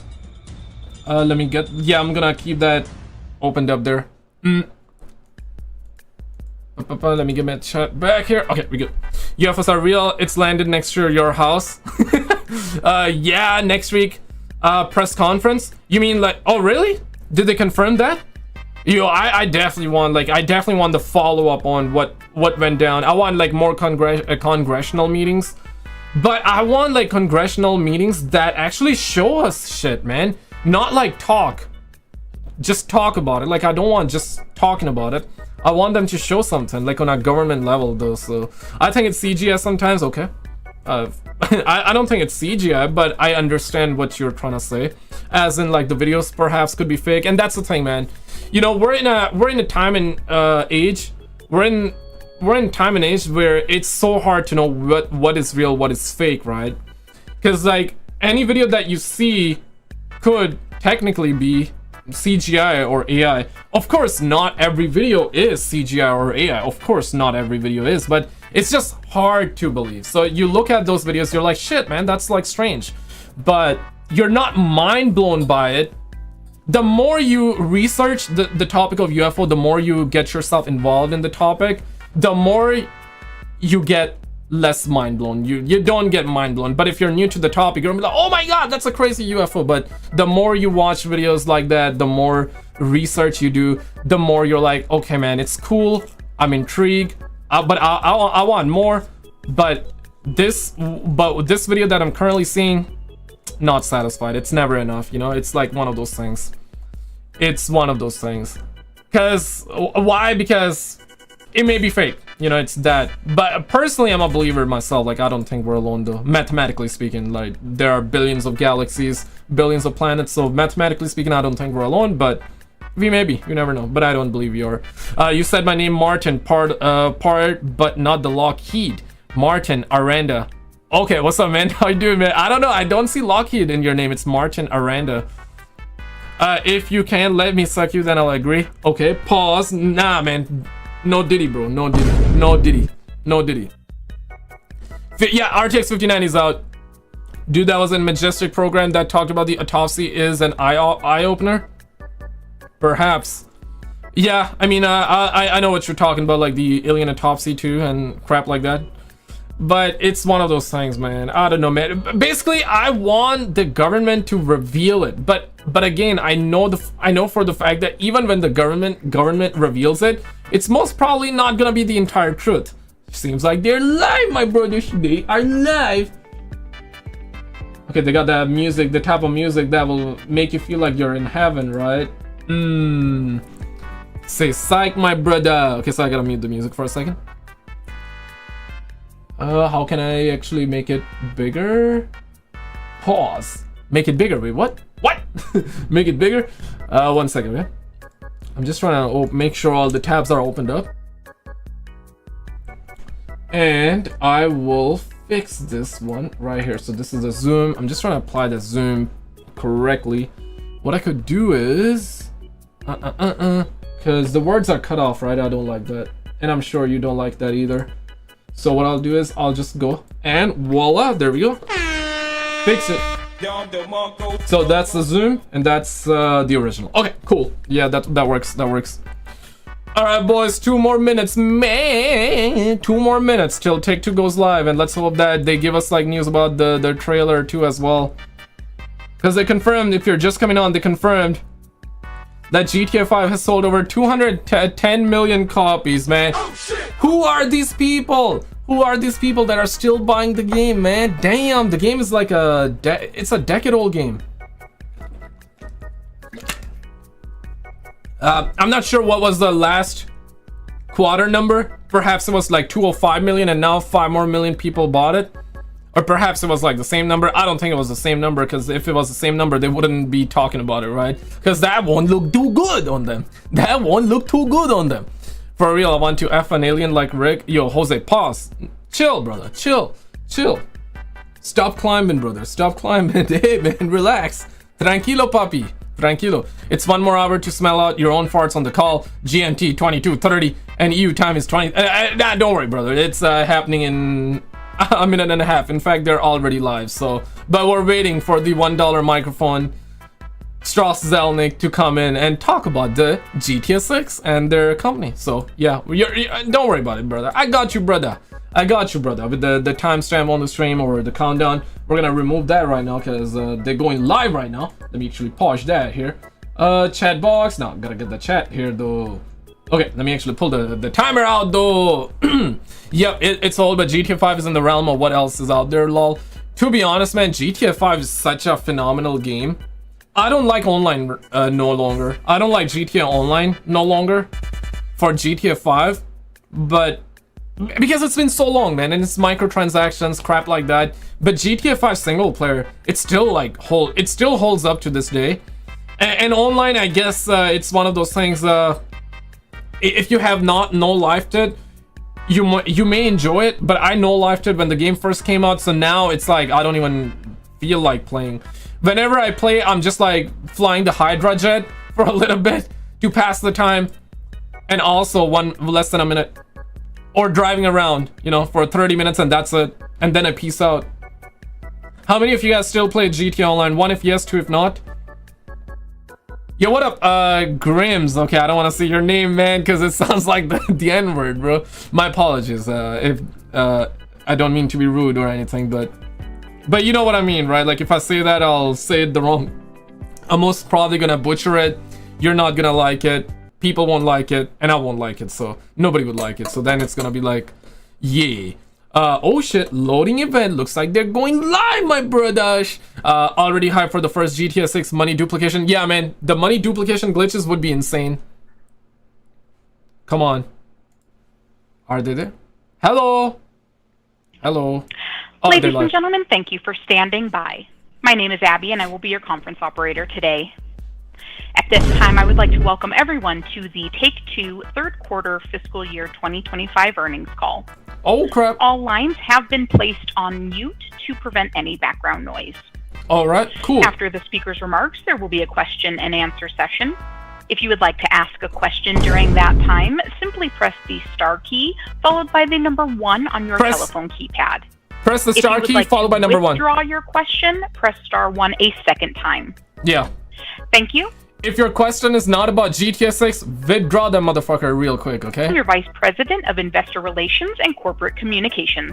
You may begin. Good afternoon. Thank you for joining our conference call to discuss our results for the third quarter of fiscal year 2025, ended December 31st, 2024. Today's call will be led by Strauss Zelnick, Take-Two's Chairman and Chief Executive Officer, Carl Sladoff, our President, and Lainey Goldstein, our Chief Financial Officer. Okay. We will be available to answer your questions during the Q&A session following our prepared remarks. Before we begin, I'd like to remind everyone that statements made during this call that are not historical facts are considered forward-looking statements under federal securities laws. Next. These forward-looking statements are based on the beliefs of our management, They confirmed as well again. as They assumptions confirmed made again. by and information currently available to us. We have no obligation to update these forward-looking statements. Actual operating results may vary significantly from these forward-looking statements based on a variety of factors. These important factors are described in our filings with the SEC, including the company's most recent annual report on Form 10-K and quarterly report on Form 10-Q, including the risks summarized in the section entitled Risk Factors. Okay. I'd also like to note that, unless otherwise stated, all numbers 7%. we will be discussing today are GAAP, and all comparisons are year-over-year. Additional details regarding our actual results and outlook are contained in our press release, including the items that our management uses internally to adjust our GAAP financial results in order to evaluate our operating performance. Our press release also contains a reconciliation of any non-GAAP financial measure to the most comparable GAAP measure. In addition, we have posted to our website a slide deck that visually presents our results and financial outlook. Our press release and filings with the SEC may be obtained from our website at take2games.com. And now I'll turn the call over to Strauss. Yeah, they're strong, I'm pleased to report that we shooting achieved solid results during the holiday season. Our 7%. net bookings of $1.37 billion were within our guidance range, as significant outperformance in NBA 2K helped to offset moderation in some of our mobile franchises. At the same time, our operating results surpassed expectations, led by the upside from NBA 2K, as well as a shift in timing of expenses that benefited the quarter. We're reiterating our fiscal 2025 net bookings guidance of $5.55 to $5.65 billion and our outlook for full-year operating performance. Can a brother get While 2 third pennies? quarter operating results exceeded expectations, we expect the fourth quarter to be affected by a continuation of current mobile trends, as well as the shift of some operating expenses into the period. Looking ahead, this calendar year is shaping up to be one of the strongest ever for Take-Two. Of course Sid it is. Meier's Civilization 7 launched in early access today with the official launch on February 11th. I thought he was going We to also say GTA plan 6. to release Mafia: The Old Country in the summer, Grand Theft Auto 6 in the There fall, we go. and Borderlands 4 before year-end. There we go, boys. We also remain confident in Zynga's ability to create new mobile forever franchises, as demonstrated by their ongoing success with Match Factory. Come on, brother. Like, stop talking about mobile games, I'm optimistic about the commercial potential of our titles and believe they'll have a transformative effect on our business and our industry over the long term. We execute on our mission to create our industry's most innovative and engaging entertainment experiences. We remain highly confident that we'll achieve sequential increases in and record levels of net bookings in fiscal 2026 and 2027. Okay. Now turning to our business highlights from the period. NBA 2K delivered a phenomenal quarter, yielding significant upside to our forecast. To date, the title has sold in over 7 million units, and engagement was extremely strong compared to last year, with recurrent consumer spending up over 30%, daily active users up nearly 20%, and monthly active users up nearly 10%. With community-inspired enhancements to gameplay, major technological updates, and the addition of new game modes, the team at Visual Concepts has once again demonstrated their ability to deliver innovation to this beloved series while also solidifying its position at the center of basketball culture. Additionally, 2K continues to expand our industry-leading basketball franchise with NBA 2K Arcade Edition, My Team, NBA 2K Mobile, and NBA 2K Online in China, all of which contributed to another highly successful year for the NBA 2K franchise as a whole. China number one. The Grand Theft Auto series remains our industry standard bearer for excellence, and to date, Grand Theft Auto 5 has sold in over 210 million units worldwide. GTA Online delivered a strong quarter, led by its holiday update, Agents of Sabotage, which players praised for depth, new upgrades, and array of content. Moreover, GTA Plus continues to grow its reach, with membership for the quarter increasing 10% year over year. Rockstar Games continue to expand the audience for Red Dead Redemption 2, which has sold in more than 70 million units to date. The title is currently enjoying its highest level of concurrent players on Steam. In addition, Red Dead Online engaged its audience further during the period with the release of the fan-favorite Halloween Pass, featuring seasonal-themed bonuses and rewards. Volume good? Is the Turning volume good? to mobile, recurrent consumer spending grew mid-single digits. While this was somewhat below our plan, we remain highly optimistic about Zynga's future. Toon Blast and Toy Blast both delivered double-digit growth, led by engaging features including new event types, improved player profiles, and enhanced tuning. Match Factory is performing very well and remains on track to become Zynga's second largest title by the end of this fiscal year in terms of net bookings. We'd like to thank the Team Peak for their strong execution and for creating one of the top grossing titles in the puzzle genre. Next. While Empires and Puzzles performed below our expectations in the quarter, we're confident in the future of this highly profitable forever franchise. Our team is launching new event types and corresponding heroes, as well as increasing in-game rewards. Zynga continues to leverage the zeitgeist of pop culture and broadened its partnerships with leading entertainment brands and personalities, including Words with Friends with Bravo's Real Housewives, Zynga Poker with actor-comedian Rob Riggle, and Power Slap with TKO. Okay, next. Our teams are growing our direct-to-consumer offerings and deploying key learnings across our portfolio. During the holiday season, we achieved strong double-digit D2C conversion in several major titles, and we're taking action to maintain this momentum. We are confident in Zynga's continued ability to launch successful new titles, as well as brand extensions for some of our console IP. In the quarters ahead, we look forward to launching new hit mobile experiences, including the latest installment of Zynga's highly successful racing franchise, CSR3. Midnight In closing, Club. we're forecasting calendar year 2025 to be an inflection point for Take-Two. From the groundbreaking release of Grand Theft Auto 6 to the unmatched pipeline that 2K is set to deliver. As we introduce hit products to our passionate communities of fans, we're confident that we'll usher in a new period of growth and returns for our shareholders. I'll now turn the call over to Carl. Okay. Yeah, let's wait for the Thanks, Q&A. Strauss. I'd like to thank our teams for delivering another strong quarter and for continuing to captivate and engage our player communities with the highest quality entertainment experiences. We are excited to bring to market several releases during the remainder of fiscal 2025. On February 11th, 2K and Firaxis Games will launch Sid Meier's Civilization VII, a highly anticipated, revolutionary new chapter in our epic 4X strategy franchise. The reception for the game within the media has been very positive. The stream is about GTA 6. Cannot do UFO content right now, Grimes. But later on tonight, I'll have a UFO video for you. Okay, I got you. Has already set a new franchise record for pre-orders, and player sentiment is extremely positive, with the title recognized as the most anticipated game of 2025 during the PC gaming show in December. We'd like to thank the entire Firaxis team for once again challenging players around the world to take one more turn in this beloved series that has engrossed players for more than 30 years. Okay. On February 28th, 2K and HB Studios will launch PGA Tour 2K25, the latest entry in our golf simulation franchise that will appeal to both casual and hardcore golf fans. The title features 3 of the major championships with their respective courses for the 2025 season, several franchise advancements, a more immersive and customizable My Career experience, and a robust suite of creation tools from leading equipment and apparel brands. In addition, fans can look forward to a diverse roster of pros at launch, including Executive Director and all-time great Tiger Woods.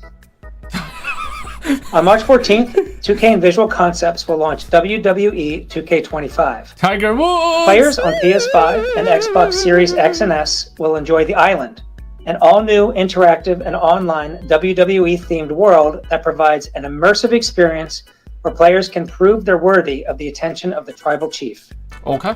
WWE 2K25 will also include an all-new Bloodline-themed showcase, new brawl environments, match types and stipulations, and the largest ever roster with over 300 playable superstars. Wow. WWE 2K25 will be supported with a series of add-on packs that can be purchased individually or together as part of the Season Pass. In addition, 2K and Netflix are collaborating to bring WWE 2K exclusively to mobile devices this fall. Nice try, Diddy! Looking ahead, we are highly optimistic about our planned pipeline for fiscal 2026, which includes Grand Theft Auto 6 launching this fall. This summer, 2K and Hangar 13 will transport players to the brutal criminal underworld of 1900s Sicily in Mafia: The Old Country, which builds upon the legacy of 2K's popular organized crime franchise that has sold in more than 35 million units. Oh, shit.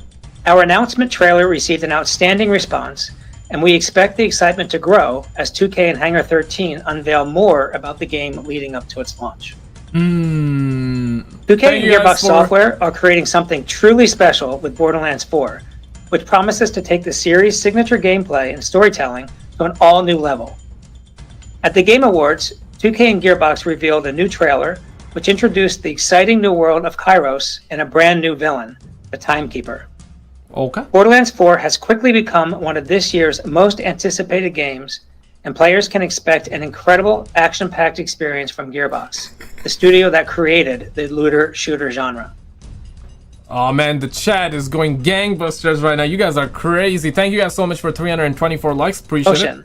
To deliver the strongest multi-year growth trajectory and pipeline in our Let's wait for the Q&A, because that's when we're going to get some stuff. Laney, okay. Thanks, Carl. Good afternoon, everyone. We delivered solid third quarter results led by the power of our... We demand answers, Laney! We demand answers! We demand answers! Gamers demand GTA 6 trailer 2. ...franchises, enhanced our relationships with our player communities, and made outstanding progress on our eagerly anticipated pipeline. I'd like to thank our teams for their disciplined execution and continued focus. We demand Turning answers! to our results, we achieved third quarter net bookings of $1.37 billion, which was within our guidance range of $1.35 to $1.4 billion. We delivered outstanding performance in NBA 2K, which helped offset moderation experienced in some of our mobile franchises. Recurrent consumer spending rose 9% over last year, which was in line with our guidance and accounted for 79% of net bookings. Love you, Mr. M-Spin. NBA 2K grew over 30%, which greatly surpassed our forecast, led by new features and innovation in our game modes.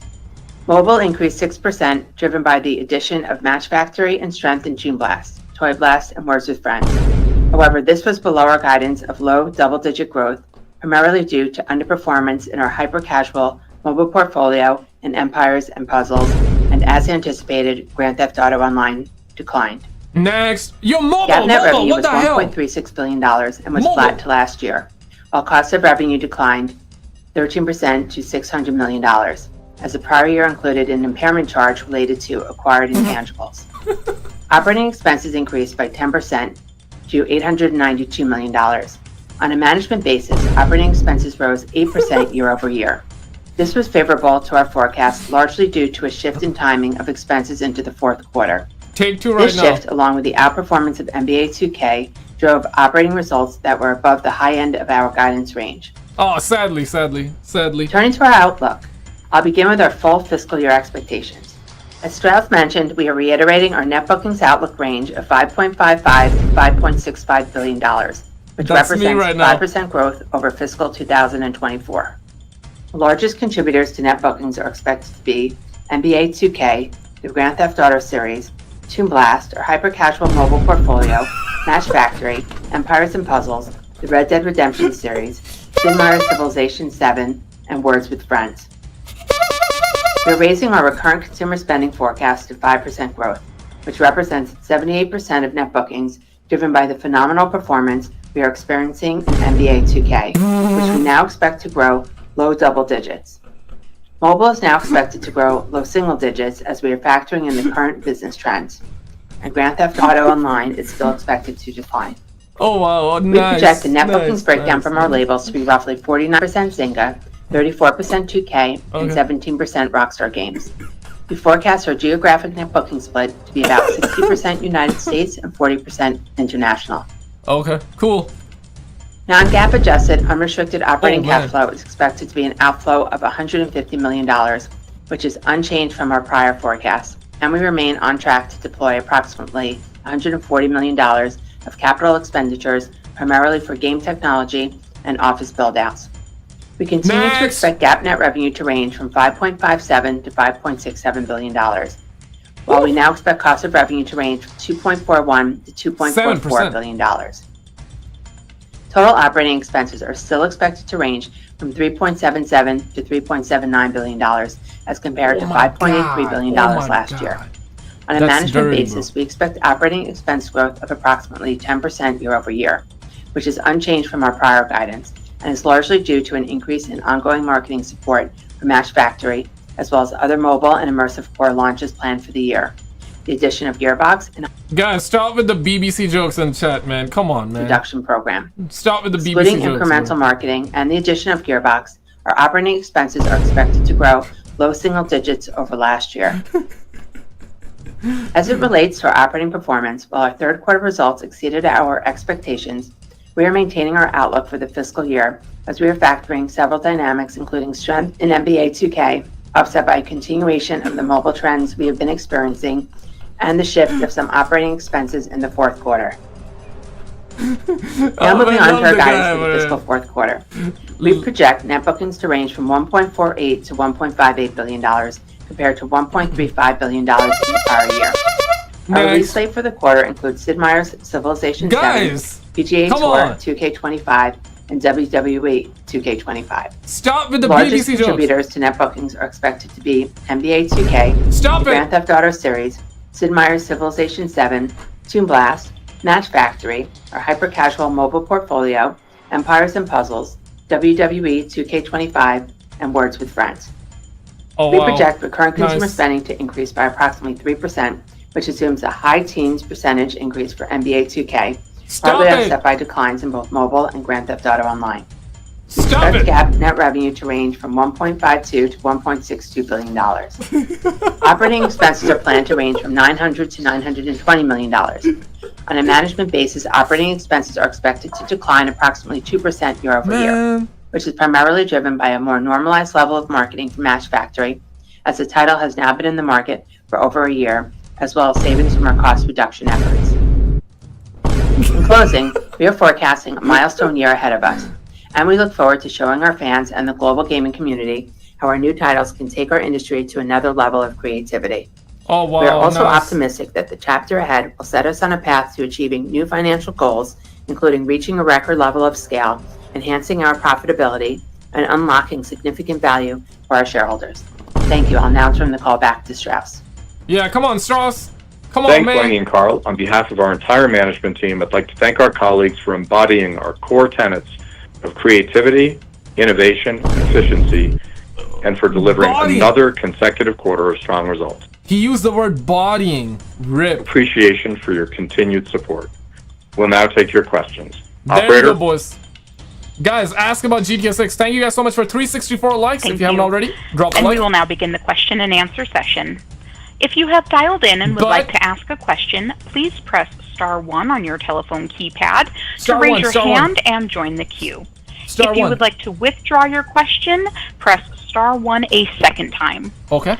If you are called upon to If your question is not about GTA 6, pull that mother effer out. handset and ensure that your phone is not on mute when asking your question. Again, it is star 1 if you would like to join the queue. 1. And your first...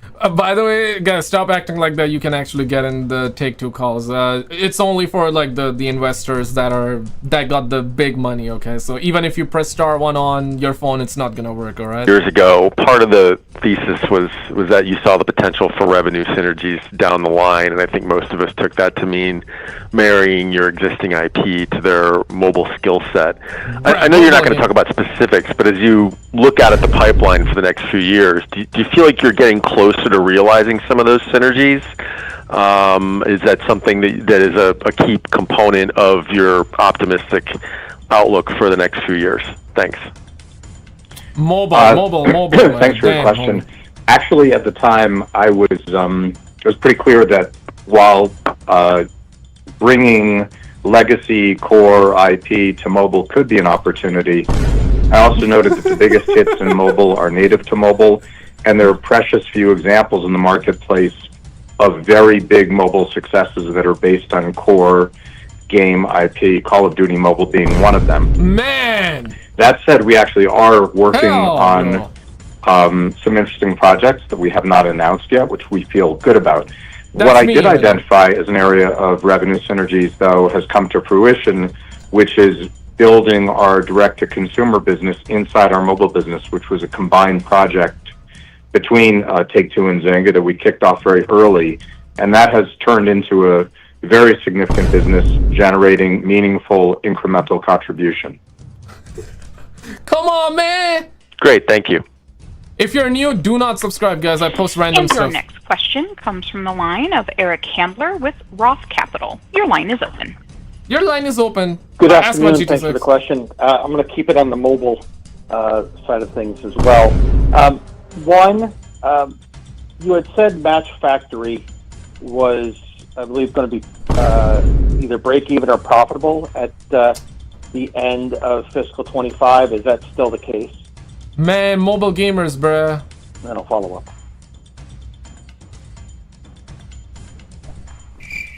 Yeah, so Match Factory... Yeah, Laney's going to take that. Yes, so Match Factory, towards the end of the year, is going to start to turn profitable. The title is doing extremely well. We're continuing to do a lot of marketing for the title. So it definitely is towards the very end of the year where it's turning profitable, but the game is continuing to do better and better as the game stays in the market. Okay, and then just broadly speaking with mobile, it did seem like there was some broad-based weakness just overall. Are you seeing the market's becoming just more bifurcated, that, it's only the biggest games that are doing well now and you have to keep spending a lot to keep those games doing well? Just don't make your games that's actually not the case. It's still a pretty broad-based business at Zynga. And it's one of the things that is so appealing, we think, about our mobile business. In the same way that our console business, we think, reflects the best collection of owned intellectual property in the industry, our mobile business, I think, has the greatest sort of breadth of owned and licensed IP in the mobile business, which we think is protective on the downside and offers great opportunity in the upside. There are not the same kind of mobile tailwinds that the industry experienced up till mid-22. Of course, 22 was a down year, and then the industry slowly returned to growth. But the growth is still at a much lower rate than we would like. But it has yet, and I don't believe it will, turn into a kind of top 5 business. There's still a lot of opportunity for the top 50 or 100 or even 200 titles to make a difference. There's one other challenge in the business, which is, as you know, in the mobile business, unlike the console business, we and our competitors do not capitalize development costs, even after technical feasibility. And your marketing expenses, of course, are currently written off as well, which is true for all of our businesses. But in the mobile business, you spend a lot of money on UA in the belief and hope that it will come back to you in a subsequent period. We're very conservative in the way we do that, but nonetheless, that burdens our current results. So the more hits you have in mobile, the worse your current results can actually look for a period of time. And that's one of the things that we did see with Match Factory. As Lainey said, we expect that to turn, and we're going to begin to benefit from that extraordinary hit in the coming periods. We also hope that we'll have other big hits coming on the mobile side. So it's a really good story for Take-Two and its Zynga division. It's a somewhat less good story for the industry, and it is not an across-the-board great story for Zynga, in that a couple of our legacy titles, most notably Empires and Puzzles, have faced some challenges. But that's not an industry problem. That's a game problem. That is a problem that we're addressing, and we're already seeing some good news. The chat right now, you That's guys helpful. right now, Thanks, all of us right now. Guys, do not subscribe. I post random Your stuff. next question comes from the line of Andrew Maroke with Raymond James. Your line is open. I post random stuff, guys. Hi, So thanks for taking no my point question. subscribing. One on NBA to start. Obviously seeing some pretty good rebound there, no pun intended. But how much of that do you think is just kind of, one, the comp effect of the Gen 8 transition issues that you had last year, and how much is just kind of an underlying resonant success with the NBA fan base? So I think on the certainly on the PC side of the business, it's a lot has to do with Gen 8 versus Gen 9, and we're benefiting from that without question. But honestly, the game is just continuing to innovate, and the quality is amazing. And the folks at 2K and VC, Visual Concepts, have year upon year proven that they've been able to come out with new modes, new innovations. Not everything works all the time, but this team is just, they define what sports gaming is, and they define what innovation is. And I think there are enough design changes in this game that have really just accrued to our benefit. And we're really excited about that. And we still feel that that we've got a lot of upside from where we are right now. So generally speaking, we're very pleased about the performance of the NBA. We think there's a lot of greenfield in front of us. And the Gen 8, Gen 9 piece was a bit of a headwind for us historically, but no longer. Okay, well. All right, much appreciated. And maybe one more kind of along those lines, but with your franchises that have bigger audiences but maybe take a little while between releases, thinking like Mafia and Borderlands, how does your approach to building excitement around those launches differ from franchises with faster release schedules? And how has the response to those two games been among their communities versus your hopes? Thanks. Get mother, man. He could have asked GTA 6 and he's like, okay, Borderlands. Look, I think we market everything as though it's a brand new title. We never sort of draft on prior success. And we also need to communicate to consumers that there's an element of what is tried and true and beloved, and that there's an element of new, which is, for example, what we always do in Civilizations. Today is early access day for Civ 7, and once again, the team at Firaxis has pushed the envelope, it's mostly been really, really well received. It's also received a little bit of criticism too. So I think in all instances, we benefit by having a franchise that gives us a marketing umbrella, but we never rest on those laurels. We still have to be very engaged with our consumers to let them know what we have, when it's coming, and that it's worth engaging with. Cap. Thank you guys so much for almost 400 likes. If you're new, don't subscribe. Your next question comes from the line of Corey Carpenter with JP Morgan. Your line is open. You don't have to subscribe, Hey, guys. good afternoon. Thanks for the questions. Carl, could you just expand a bit on the NBA game changes the team has made that are resonating with the players beyond the Gen 8 to Gen 9 console change? And just for you, now that we have more details on the Switch 2 that have been released and confirmed, just curious how you think about the opportunity to expand your relationship with them going forward? Oh, shit. Thanks. I'm sorry, to take the second one first. Expand our relationship with whom? Oh, now that we have the details on Switch 2.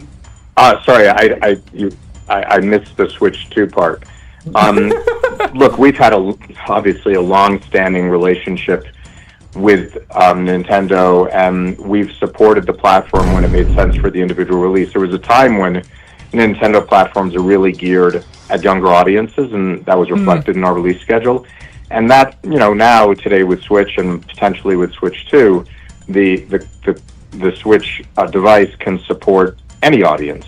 And as you may have noted, Civ 7 is available now on Switch. So while we have nothing specific to report, we actually would fully expect to support Switch. And Carl's going to comment on your question regarding which elements of NBA 2K, really have excited the consumers this time around. Sure. So we introduced a bunch of new features that were designed for the core players. And I think things like the new shooting and dribbling mechanics, there's a new badge progression system that was very well received, a smaller city, which really concentrates the activities so you don't have to run around as much to get to the interesting things that players can do. There's the return of the old NBA 2K Parks courts that people love. And there was also a full overhaul to the My Team mode. So quite a bit of innovation for us. Okay. Next. Thank you. GTA 6, we demand answers. We demand trailer 2. Come on. They dead? Hello? Yo, they not talking? Do we have another question? He's also with. Hey, do we have? Come on, somebody asked about GTA 6. This is embarrassing for y'all suckers out there. We have not a single investor asking GTA 6. You waiting? Do we have another question? I think that's it. Oh shit, nobody's there to ask questions no more.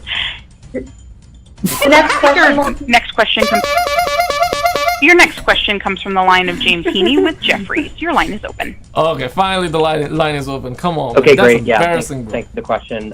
Lainey, can you just talk about the right level of marketing spend needed to support the launches of your new titles? How soon before launches should we expect you to begin ramping up your marketing efforts, and how does that impact the ramp of expenses? Thank you. Okay, decent question. So in terms of the marketing, it's around the launch of the title, but in more recent years, it is spread a little bit further along, especially if there's an online environment of recurrent consumer spending with the title. So the title's budgets are usually around the same size as they were in the past. They really haven't gotten smaller, even when we have titles that are new versions of previous releases. There's just so much importance in terms of marketing and getting people excited about the titles. And it's just usually different types of marketing than it's been in the past. So there's a lot more digital marketing and marketing to our consumers and analytics and different ways of getting to our consumers than we have in the past. So it's usually a bigger amount at launch and then spread over a period of time that the title's life cycle. That was a first decent question because it can be applied to GTA 6. But come on, guys. And we will take our next question from the line of Matthew Cost with Morgan Stanley. Your line is open. Hey, Matthew. Come on, Matthew. Hey, come on, Matthew. Make us proud. For taking the question. Make us proud. On the Netflix partnership for WWE, I'm just wondering how you evaluate the attractiveness of those opportunities in terms of partnering with new distribution modes like Netflix. And if those will become financially material or if they're more nice to have going forward, and how you think them through. That's question one. The second question is just about some media reports in the past couple of months that you may have started using a new mediation partner for the ad inventory at Zynga, and that you may have received a payment, I think one of the articles said, of $150 million to do that. Is that accurate? And if so, how and when would that payment be accounted? It's over. Thank you. It's over. It's over. I'll take the first question, and Lainey will take the second. We have numerous distribution partners in the business, and we have a great relationship with Netflix in particular. and we'll evaluate an opportunity primarily to see if it benefits our consumers. We want to be where our consumers are. We're not precious or religious about limiting them to a particular platform, or, for example, even our own platform. We have an opportunity for consumers to come directly to a store that one of our labels has, or obviously to work through the app stores, to work through third parties. We have physical distribution, and we've also worked with subscription services, and we've worked with Netflix before. In every instance, there are obviously economics related to the particular opportunity, and we try to tailor the opportunity to the consumers we're trying to reach. Oh yeah? Oh yeah? Say psych right now! Say so when it comes to and Lainey, you'll take the question about mediation. Yeah, so in terms of the economics of the deals, we haven't given any detail on what they were around this deal, but when we do account for things like that, it is usually spread along with the value of the overall deal to the organization. Guys, you don't have to subscribe because I post random stuff. There's no point, but I appreciate it. There's literally no point in subscribing. And your next question comes from the line of Chris Scholl with UBS. Your line is open. Great, thank you. Lainey, I recognize in recent years you've been investing ahead of the new pipeline. As we start to see the benefit of these immersive core titles coming to market, can you just revisit how you're thinking about cash flow generation relative to the guidance you had given historically? And alongside this ramp, how are you thinking about capital allocation and the options you have available to you? Thank you. I'm sure. So when we think about going forward in the next couple of years and the strong cash flow that we expect to generate from our pipeline, our capital allocation plans definitely include paying down some of our debt over the next couple of years. But we also have a lot of acquisition opportunities available to us. So it's possible that if we make some acquisitions, the timing of the capital allocation plans could be adjusted based on that. So I think there's a lot of things that are big opportunities for us going forward, and all of that will be available to us. In Urdu, real quick, agar sare kutte deo bacho doob ke mar jao pain deo. More with Civ 7 launching, can you just help us think through the uplift you're factoring into your guidance, and how does that expectation compare to prior iterations of the franchise? Thank you. Ask about GTA 6. So if you're referring to next year, we're in the middle of our budgeting process right now, so we're not providing any specific guidance. We do expect to give that out during our May call, but with that said, we're really excited about the pipeline that's forecast to release next year, and also that's released in this quarter. And as we've mentioned, we remain highly confident that we'll achieve sequential increases and record levels of net bookings in fiscal 2026 and 2027. It's over, boys. It is over. Okay, great. Thank you. Somebody asked about GTA 6. Somebody, guys, come on. What? And your next question comes from the line of Michael Hickey with Benchmark. Michael your line Hickey, is open. Michael Hickey, you better not get those hiccups right now. Carl, Lainey, Nicole, nice quarter. Thanks for taking our questions. Just two from us. Curious on your fiscal 26 pipeline, the 3 games. Are you reaffirming launch and timely expectations, or is this more of a continuation of the previously provided slate with updates to come from your studios as new information becomes available? Bruh. And the second question is on Project Ethos. It looks like Michael's now gone from 31st Union, so just curious how leadership is transitioning within the studio and how this impacts the future of the game. Thanks, guys. Say psych, bro. So Say on the first point, yes, we did today reaffirm our schedule through the remainder of the calendar year. Yep. I think we were pretty clear about that. Mm-hmm. And regarding 31st Union and Project Ethos, we are super grateful to Michael for the great work he did in bringing this project to us and spearheading it and getting it to the stage that it's at. Yeah, he's going to continue in an advisory role, and for that we're also grateful. The transition leadership will be provided by a combination of 31st Union and 2K executives, and we feel highly confident that we're going to deliver a great project over time. When we remain fully committed to Ethos, we're still really excited about it. चिराग भाई chill करो यार, क्या कर रहे हो? इनके लांती फूफे की गांड फट गई है. Guys! And your next question comes from the line of Jason Bazinet with Citigroup. Your line is open. Come on, Jason, make us proud, I just Jason. had a very simple question. The $1.9 billion that sits on the balance sheet for capitalized software, should we look at that as sort of apples to apples in terms of your accounting policy versus where you were 5 years ago? Or is there some change in accounting that would cause that number to be large? Jason, I'm just trying to get a sense of it. Should investors look at that as indicative of potentially the quality or number of games that are going to unspool onto the income statement over the next couple of years?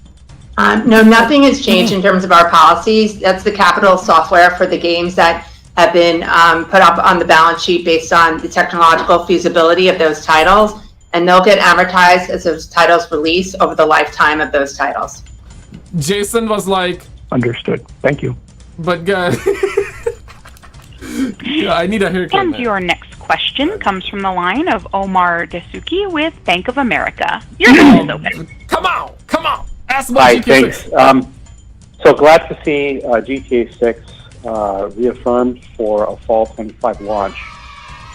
I wanted to ask, how much of the total number of fans that have ever touched GTA and have brand awareness of GTA could potentially be reactivated once this GTA 6 launch actually happens.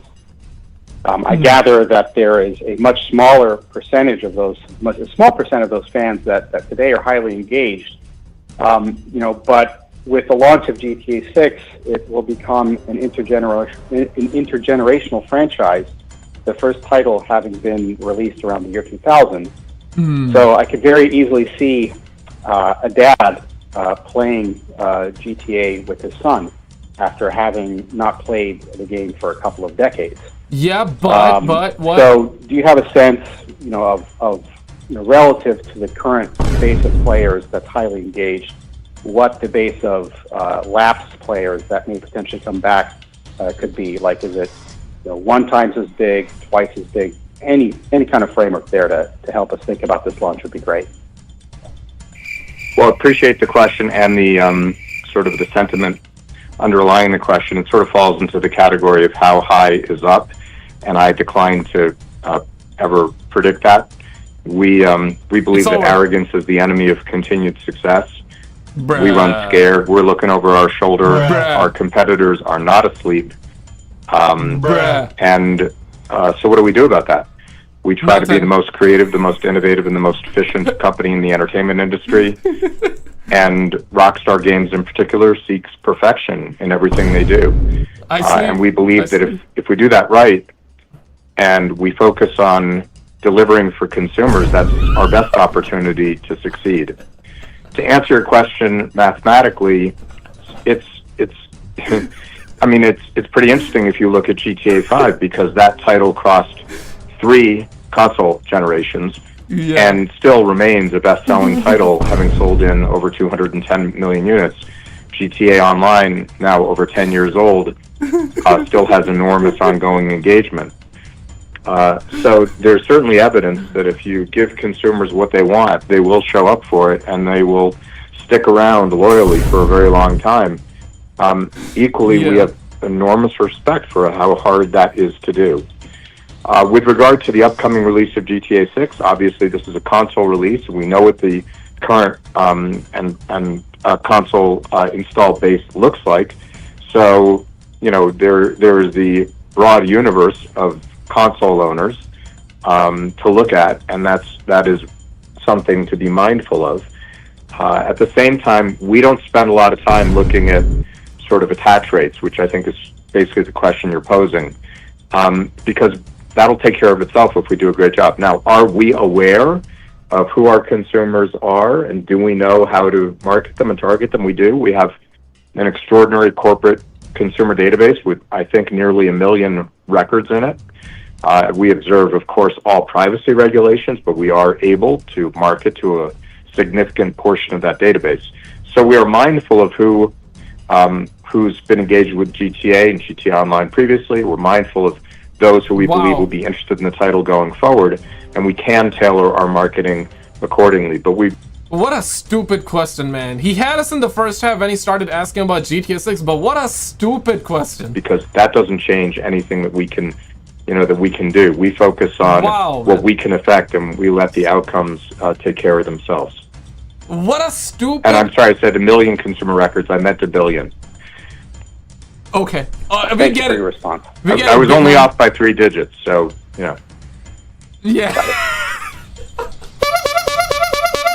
And your final question comes from the line of Clay Griffin with MoffettNathanson. Your line is open. Better be about GTA 6. Great. Good evening. Thanks for taking the question. Strauss, love to get your... I cannot hear the operator. Is the operator speaking? Strauss, can you hear me now? Strauss, hey man, can you hear Hello? me? Mr. Zelnick, are you able to hear us? What? Yes. Can you hear me? What? We hear him. Stop acting like you don't hear him. And Mr. Zelnick, are you able to hear us? They're playing right now. They're playing. Say psych. He can't hear. So we will. Okay, now I can hear again. Okay, perfect. So Sorry, Mr. am Zelnick, you I have a coming through now? question. Clay Griffin with MoffettNathanson. Psych, huh? Yeah, hey, Say sorry psych. for the technical difficulty. I'd love to get your impression of the momentum of the Roblox platform. You talked about, okay. hey, we'll be wherever our consumers are. Should have ignored his ass, bro. You know, is that do you view that as a substitute product?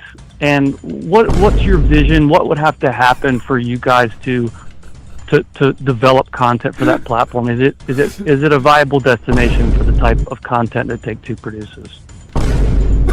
Look, Roblox is a combination of a platform and a collection of games, user-generated games, largely. And I understand that they market themselves as a platform. However, from our point of view, it is a competitive situation. So while I wouldn't rule anything out, it's hard to imagine that we would see Roblox as a destination for a Take-Two labels game. But again, if there's a reason for us to be there, then we would contemplate it. Oh wow, nice. Understood. Yeah. And then just maybe turning back to NBA 2K RCS, I assume that you're aware of the kind of mid-quarter slip that happened at your competitor's live service. You know, and credit to the team at Visual Concepts for a great product, but it does seem that we're seeing kind of small-ish changes to these live services are driving bigger results than what we're used to, kind of intra-quarter. I wonder if that's your impression. I know it's like as you add complexity, perhaps maybe we're all losing a little bit of visibility. Is that your impression, or is that it's just a function of NBA 2K executing at a really high level versus maybe some mistakes elsewhere? We really are losing visibility. Yeah, I really can't speak to competitors and the decisions that they've made, but certainly it's very important in these type of live services games that the development of the game and the actual monetization piece of the game are hand in hand, and you really can't have one or the other. And one thing that we've learned over the years is that the most important thing about developing, particularly for sports games, that you can't have massive innovation year over year, and you have a significant live services component, is that engagement is everything. And the more the consumer engages, the more ultimately that you're going to be able to benefit from the economics of the business. So for us, it's not we don't necessarily look at the business about tweaking the economy. Of course, we do that, but the idea is really more the focus of the teams, marketing and development, is to increase engagement, and that's all about the quality and the execution. The tweaking of the economy never is the leading factor. It's always about engagement and quality of the experience. Yeah. And I think if you stray from that, that's when I think you run into trouble. Yo, this suck is crazy. Totally. Engagements mean money, microtransactions. You're referring to kind of tweaks in actual gameplay. You mentioned some of the improvements that were made at NBA 2K. They seem, I wouldn't call them, massive changes, but it had an outsized effect, and it sounds like we saw the opposite at your competitor. And so the question is, like, are you starting to see that as a general rule where perhaps maybe you're losing some visibility, maybe even internally, for some of these live services intra-quarter? Okay, I like this guy. Not massive changes. Yeah, right. Absolutely. I'm going to take that. Of course. No, I don't feel that way. I think we are utterly focused on trying to present the very best possible experience Sometimes we fall a bit short in certain areas. Sometimes we miss the boat a little bit. True of our competitors as well, but I think the focus remains intense on every part of the experience. Understood. Lies. And that concludes our question and answer session. I will now turn the conference back over to Mr. Strauss-Zelnick for closing remarks. Bumbleclad brothers! Well, first, thank you for attending, and I'd like to apologize to all of you for our technical difficulties today. Hopefully the message came across despite that, because the message is a powerful one. We had a solid quarter, for which we're very grateful, and we have what we believe is an extraordinary release schedule through the rest of the calendar year, and of course our expectations are very rosy indeed for fiscal 26 and 27, where we expect sequential increases in net bookings, and we expect to set new financial records. All of that is a reflection of what our creative and business teams do every day, which is to seek excellence in everything they do, and none of us could be more proud than we are of those teams and their commitment, their loyalty to this enterprise, and we are so grateful. So I just want to say thank you to all of my many thousands of colleagues around the world, many of whom are listening right now. Thank you for your fine work. I'd also like to thank our shareholders for your support over these many years. We aim to continue to deliver and hopefully to over-deliver going forward. So thank you all. Where does that mean? McKenna? Yeah, Ladies and gentlemen, this concludes today's conference call, and we thank you for your participation. The workers. You may now disconnect. These are the workers. Yeah, thank you to the workers that are listening. Yeah, these are the workers that were listening right now. Say psych. It's over. Okay, this was one of the worst investor call ever. One of the worst ever. I have never seen a worse call ever. This was the worst of them all. The only good news, I mean this is the only small W that we had, and thankfully we had that, so I want to highlight the positive real quick. But other than that, one of the worst investor stream I've ever heard, I've ever witnessed. This was the worst. This was garbage. This was trash. Throw some words in the chat. What a waste of time. Absolutely. The only thing they confirmed, Take-Two confirms again that GTA 6 is still set to launch this fall. So it's coming this year. They're confirming it for the billionth time. They haven't said anything about the price. They talked about engagement. They talk about players loving engagements. Players engaging. You know, we got different engagements. Yeah, they just literally talked about it like a couple of minutes ago, right? Players love engaging, or they said we love when players engagements mean microtransactions, purchasing microtransactions, giving them $20 for literally no reason at all, or just, yeah, essentially that's what they mean. And for them it's like making more microtransactions, making ads, GTA Plus, and all that bull crap that of course generally the populace, the population hates, right? The gamers, the toxic gamers as they like to call us, don't like it. Yeah, but I would like to still highlight the only W, and I guess thankfully we had some news. I mean, this is something that we were expecting. I guess, of course, the best case scenario would have been we got a release date or time for trailer 2, which we did not. Realistically, we could have gotten some screenshots, but we still did not. And the second realistic case which happened was them actually confirming the time, I guess the release time. They still haven't given us the date exactly, but they said that the game is coming out this quarter or fall. Fiscal year, this fiscal later, fall. Basically, it's gonna fall means between September and November. So they're confirming it again, and it's interesting because Battlefield 6 gameplay came out, or the next Battlefield gameplay came out. Ben, what's up? How you doing, man? How you doing? Welcome on in. If you're just coming on, put a hi in the comments. I'll welcome all of you in, man. But here's the thing. So new Battlefield gameplay also released. And EA did their investor call, I believe yesterday or before yesterday, but they did it. Okay, they did it. I made a video on it and we talked about it. I believe it was before yesterday on the 4th. So yeah, besides the point, either yesterday or before yesterday, EA done their investor call just like Take-Two, and they were not, let me actually pull that up for you guys as well, and they were not super confident about releasing the next Battlefield game this year. Reason being because we don't know when GTA 6 is gonna release. Now here's the thing, it could be, wait, what? Man injured in shooting near north side. What the hell? Indiana. I thought this was a gaming account. Indianapolis.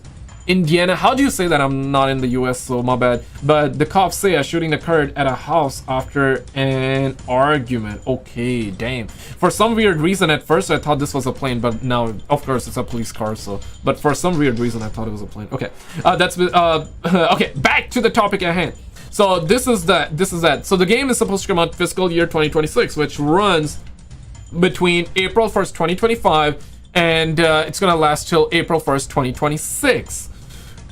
And EA CEO says they will closely look at competition later this year to decide on Battlefield's specific launch window.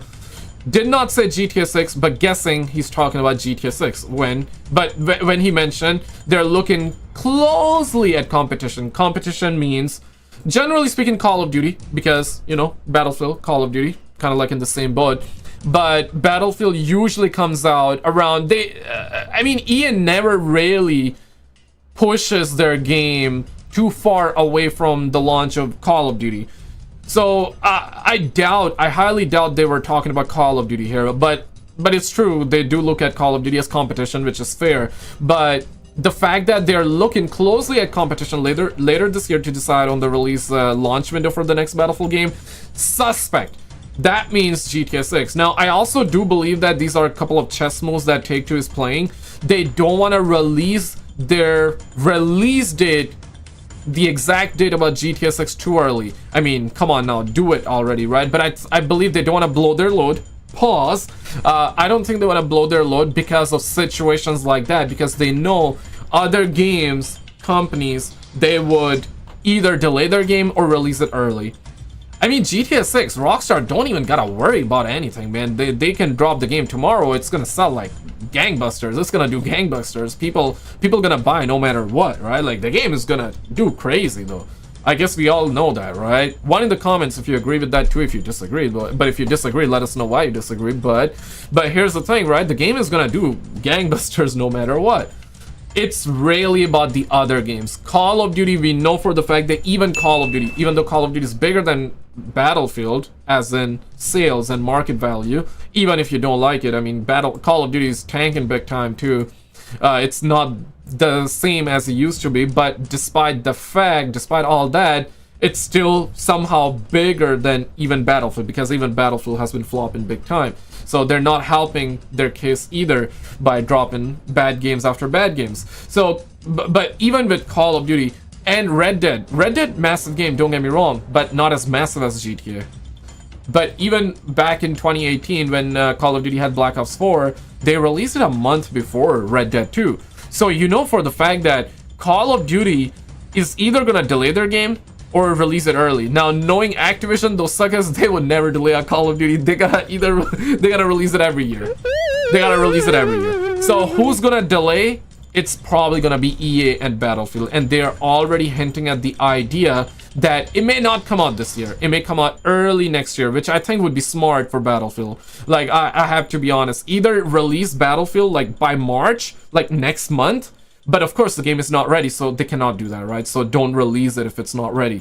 So it gotta be ready, it gotta be good, and then it got to come out when the streets are dry, you know what I mean? Like, when GTA 6 is not around. And it looks like that GTA 6 is really coming out this year. It would be absolutely like... this situation would be real bad if it for EA and other games if it turns out that by the... let's just say by June, July, or let's just say when EA confirms their release time frame, let's just say EA assumes that GTA 6 is coming out next year, like early 2026, or I should say EA assumes that GTA 6 is coming out this year. Therefore, the next Battlefield game comes out, or they delayed the next Battlefield game to March of 2026, and then Rockstar is like, psych, we're delaying our game to next year as well. That would be insane, because then Battlefield would have to delay it even more. Or I guess they can release it early, but I don't think they would at that point. Now, of course, GTA Rockstar, they already confirmed it for the billionth time that the game is coming out this year. So I guess 90% sure that the game is not getting delayed, but there's always that 10%, right? What about that, right? They can always delay closer to launch. And if they do that after they hear the release dates of other games, that would be crazy. You need to make a video on DARPA, my dude. I'll put it on my notepad, okay? I got you. If you have any videos in mind, you can always link me on Twitter or X, because if you link me on in YouTube comment section, YouTube would remove the links. Yeah, so and then I don't get to see it. As a brown man, we demand trailer 2. As a brown man, we demand trailer 2. We demand trailer 2. When are we gonna get trailer 2? I guess by March now, or maybe they're gonna just drop it out of nowhere. I don't know if they're gonna announce it like they announced it for the first trailer. Thoughts? You guys think that they're gonna announce it this time, or they're just gonna drop it like randomly? I'm leaning towards randomly before I start getting your guys chats. I'm assuming this time they're gonna drop it randomly, because it's not the first time. Because when they dropped it for the first time, they announced it, you know? This time, I don't think they're gonna announce it. But what are your thoughts? You believe, one in the comments, if you believe they're not gonna announce it and they're gonna drop it. 2 if not. Leo, right back at you, man. Shout out to you. Joseph, I see you too, bro. But don't shake competitor. Nah, it is for EA. It's I know what you mean. I know what you mean. But for EA, GTA 6 is gonna be everyone's competition, bro. It's gonna be. It's gonna be surprising to see when the next Call of Duty comes out. Are they gonna drop it like a month early, like Black Ops 4? Or are they not gonna drop it? I mean, listen, I would never have said the idea of them never or not dropping a Call of Duty game in a year, because they drop it every year, right? Because we're talking Call of Duty. But now that Microsoft has bought it, they may reconsider, or they may not. They're probably like, hey, Call of Duty is gonna be on Game Pass, so who cares? It's gonna be, people gonna get it for free. Call of Duty, yeah, Axel, chill, man. Pause. You're gonna get some tonight. You're gonna get some tonight. Demon, what's up, man? How you doing, brother? But yeah, what are your thoughts? Okay, 1, 2, 1, 1. Yeah, okay. So you guys are kind of like suspect about it too. Okay, kind of quite mixed. Okay, I see. Yeah, I mean, I think they're gonna drop it randomly. I don't think they're gonna drop it by telling us when they're dropping it. But if they do that, that would be good, because that means we'll know in advance and we'll prep. Because we'll know, we'll get it, you know? Pause. We'll get it. If you do have Twitter, guys, definitely follow on Twitter. Links are always in the description, and I'll put it in the chat too. I have no idea. It comes when it comes. Time will tell. Yeah. But the good thing is that if the game is seriously not getting delayed, then we're like a couple of months away, guys. Holy shit. We're already in February. This month's gonna fly just like that. So when are we gonna get the release date? Probably when we get trailer 2. And by the end of it, they're probably gonna mention the release date, right? So when are we gonna get trailer 2? That one is gonna be tricky. I guess it gotta come out before their next investor call, which the next one is probably gonna happen in May. Every quarter. And their stock did 7%. It was apparently going down. Their stock was going down, but after the news that the game is coming out this year, the reconfirmation of it, the stock went up 7%. Just crazy. Had it been, they said the game is getting delayed, probably would have been like either -5 or 10%, give or take. Maybe even more, you never know, right? Because investors, they want to make the money. They want to make the money. And because of the investors, man, damn it, man. Even I'm an investor, like invest in stocks. I'm not invested in Take-Two, but like, come on, man. Come on, man. Put your customers first, man, rather than investors. But to be honest, though, investors are the customers for these video game companies as well. That's their main customers. Sadly. Because as a gamer, I hate that. Why? Because we get inferior product. And we really do. Because what these suckers do to boast numbers and to butter up these investors is by either releasing the game early when it's not ready. But in most scenarios, in most cases, they drop microtransactions so they can make more money. And then they can report higher earnings. And when they do that, their stock rise up more, because investors are like, okay, this company is making money, so it's safe to give them money. So it's like the more they make money, the more I can make money as an investor, so I can invest, and then they will make more money, and then it's a cycle. Because if they report that they're not making money, investors gonna pull out their money, therefore their stock is gonna tank even more, meaning they're gonna make less money, and therefore you're gonna be like, okay, so as an investor I'm gonna make less money, therefore I'm not gonna invest it, therefore their stock is gonna plummet even more. So it's like a cycle, it's a vicious cycle kind of, right? So this is why they always do crazy microtransactions. Look at Call of Duty, right? So yeah, and Rockstar, they got GTA Plus and GTA 6. We better get 6 times the microtransactions. Oh, hell no, man. Get ready for that. Get ready for that. It's gonna be sad, but it'd be what it be, man. Say psych, man. I wish I could say psych, brother. I wish I could say psych, my brother. But how you guys feeling? Overall satisfied, not happy, or you guys are like, okay, I'm happy the game is coming out this year? Where you guys are leaning? Thank you guys so much for almost 400 likes. If you guys haven't already, drop a like. If you're new, do not subscribe, because the reason I'm saying it is because, guys, like, I'm posting random stuff on the channel, so unless you're into that, then do, but otherwise there's no point in subscribing. But I appreciate you. If you're already subscribed, of course, stay subscribed, because chances are you like what you're seeing and all that, and you know what I mean? So if you're a sub, then cool. But if you're new, you don't have to subscribe. It's alright. It's alright, man. It's alright. I want the investors to suck my money. Just take it, you bastard. Nah, don't give them your money, bruh. Would be cool if it really does come out fall. Yeah, man. I think, like I said earlier, I'm 90% sure it's probably gonna know. I'm Diddy spointed. Yo, what's up with you and the Diddy jokes, man? Even I joke around it, don't get me wrong, but you going crazy. Not now, Diddy. Yeah, what was the other line that you were saying? That was cool. I want to put it on my notepad as in like a joke, so I use it in videos as well, you know? Not what was that? That was funny. That was funny. I'm Diddy spointed is also nice try, Diddy. Yeah, that one. I love that. I love that. I love that. I love that. Let me copy that so I don't forget. Yeah, that was funny. That was funny. Thank you, man. Shout out to you. I'm like so sleep deprived, bro. It's insane. I've had 3 hours of sleep in the last 2 days, bro. I'm cooked right now. Yeah, I'm gonna like after this, I'm gonna go take a nap, and then I gotta make a UFO video for the late night, for my late night brothers, man.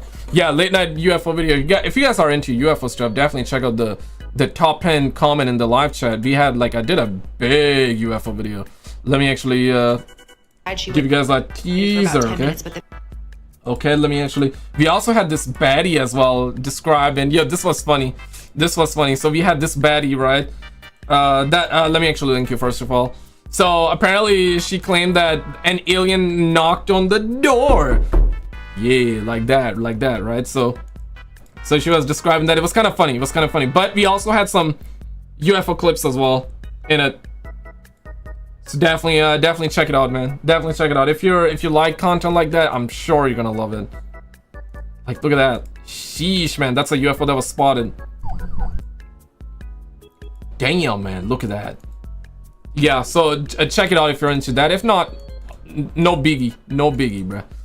No, I'm saying no biggie, not Diddy. Okay, I'm not saying no Diddy. I'm saying no biggie.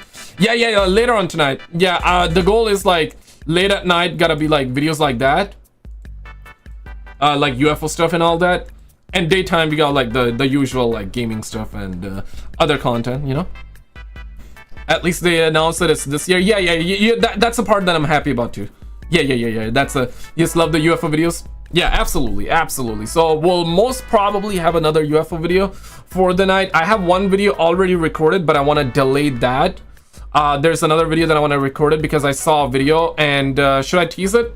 There was, and that video seems genuine as well. And you guys know, if you see my videos, I'm probably like, I'm using the approach of, hey, I don't know if it's real or not if I don't know, right? But the video that I see go around, there's a mothership, UFO mothership, or I guess not necessarily a mothership, but there's a UFO and there's another UFO that goes inside it. Oh, shit. And then it becomes one. So there's that video going around. So I want to actually cover that alongside other stuff and delay the video that I already recorded. But if I'm like ridiculously sleep deprived later on, then I may have to push this video like for tomorrow. So stepmomship, yeah, let's call that. So yeah, that's the reason why people are calling it like UFO mothership, because there's a UFO and another UFO goes inside and then it becomes one. It's like, holy shit. And the video does seem genuine, but of course, again, we're living in a day and age of AI and all that. But to be clear though, like that video don't look AI. If it's fake, it's a very well made fake and it could be like CGI. I would say that. I wouldn't say AI, because seeing an AI video, at least so far, you can tell it's an AI video. At least like I look at an AI video, generally speaking, like I can tell it's an AI video, and I'm sure you guys can as well, because there's a particular aspect, a particular quality that's very easy to notice once you know about it. Like you can tell it's an AI video, right? Yeah, but the video that I got that I was seeing around, very good. So yeah, that's one I want to have. So look forward to that. Look forward to that later on tonight. You should go live more, cause I prefer making videos, honestly. Like the only time I want to live stream is if we have like some sort of event, something to look forward to. For example, today was the GTA 6 news day, right? So I was like, yeah, why not stream, right? But maybe in the future. I mean, it always has been a thing where I always wanted to I mean, the goal has always been to stream at least once a week, but then it's like other stuff comes up, and right now I'm losing my voice, so yeah, like I don't know, man. We'll try maybe in the future, but thank you guys so much for coming on. I'm losing my voice right now. I gotta save it for later on tonight. Thank you all for coming on, appreciate it. Thank you all so much for all the love on the streams, the videos, and all that, man.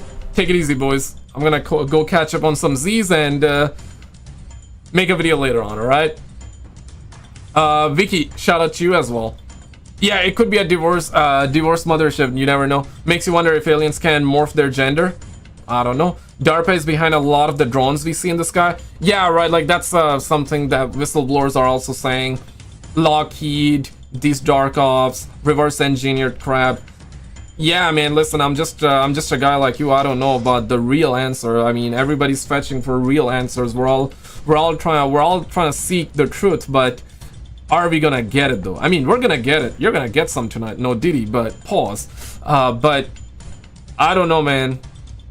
Are we gonna get what we are seeking for? Probably not, man.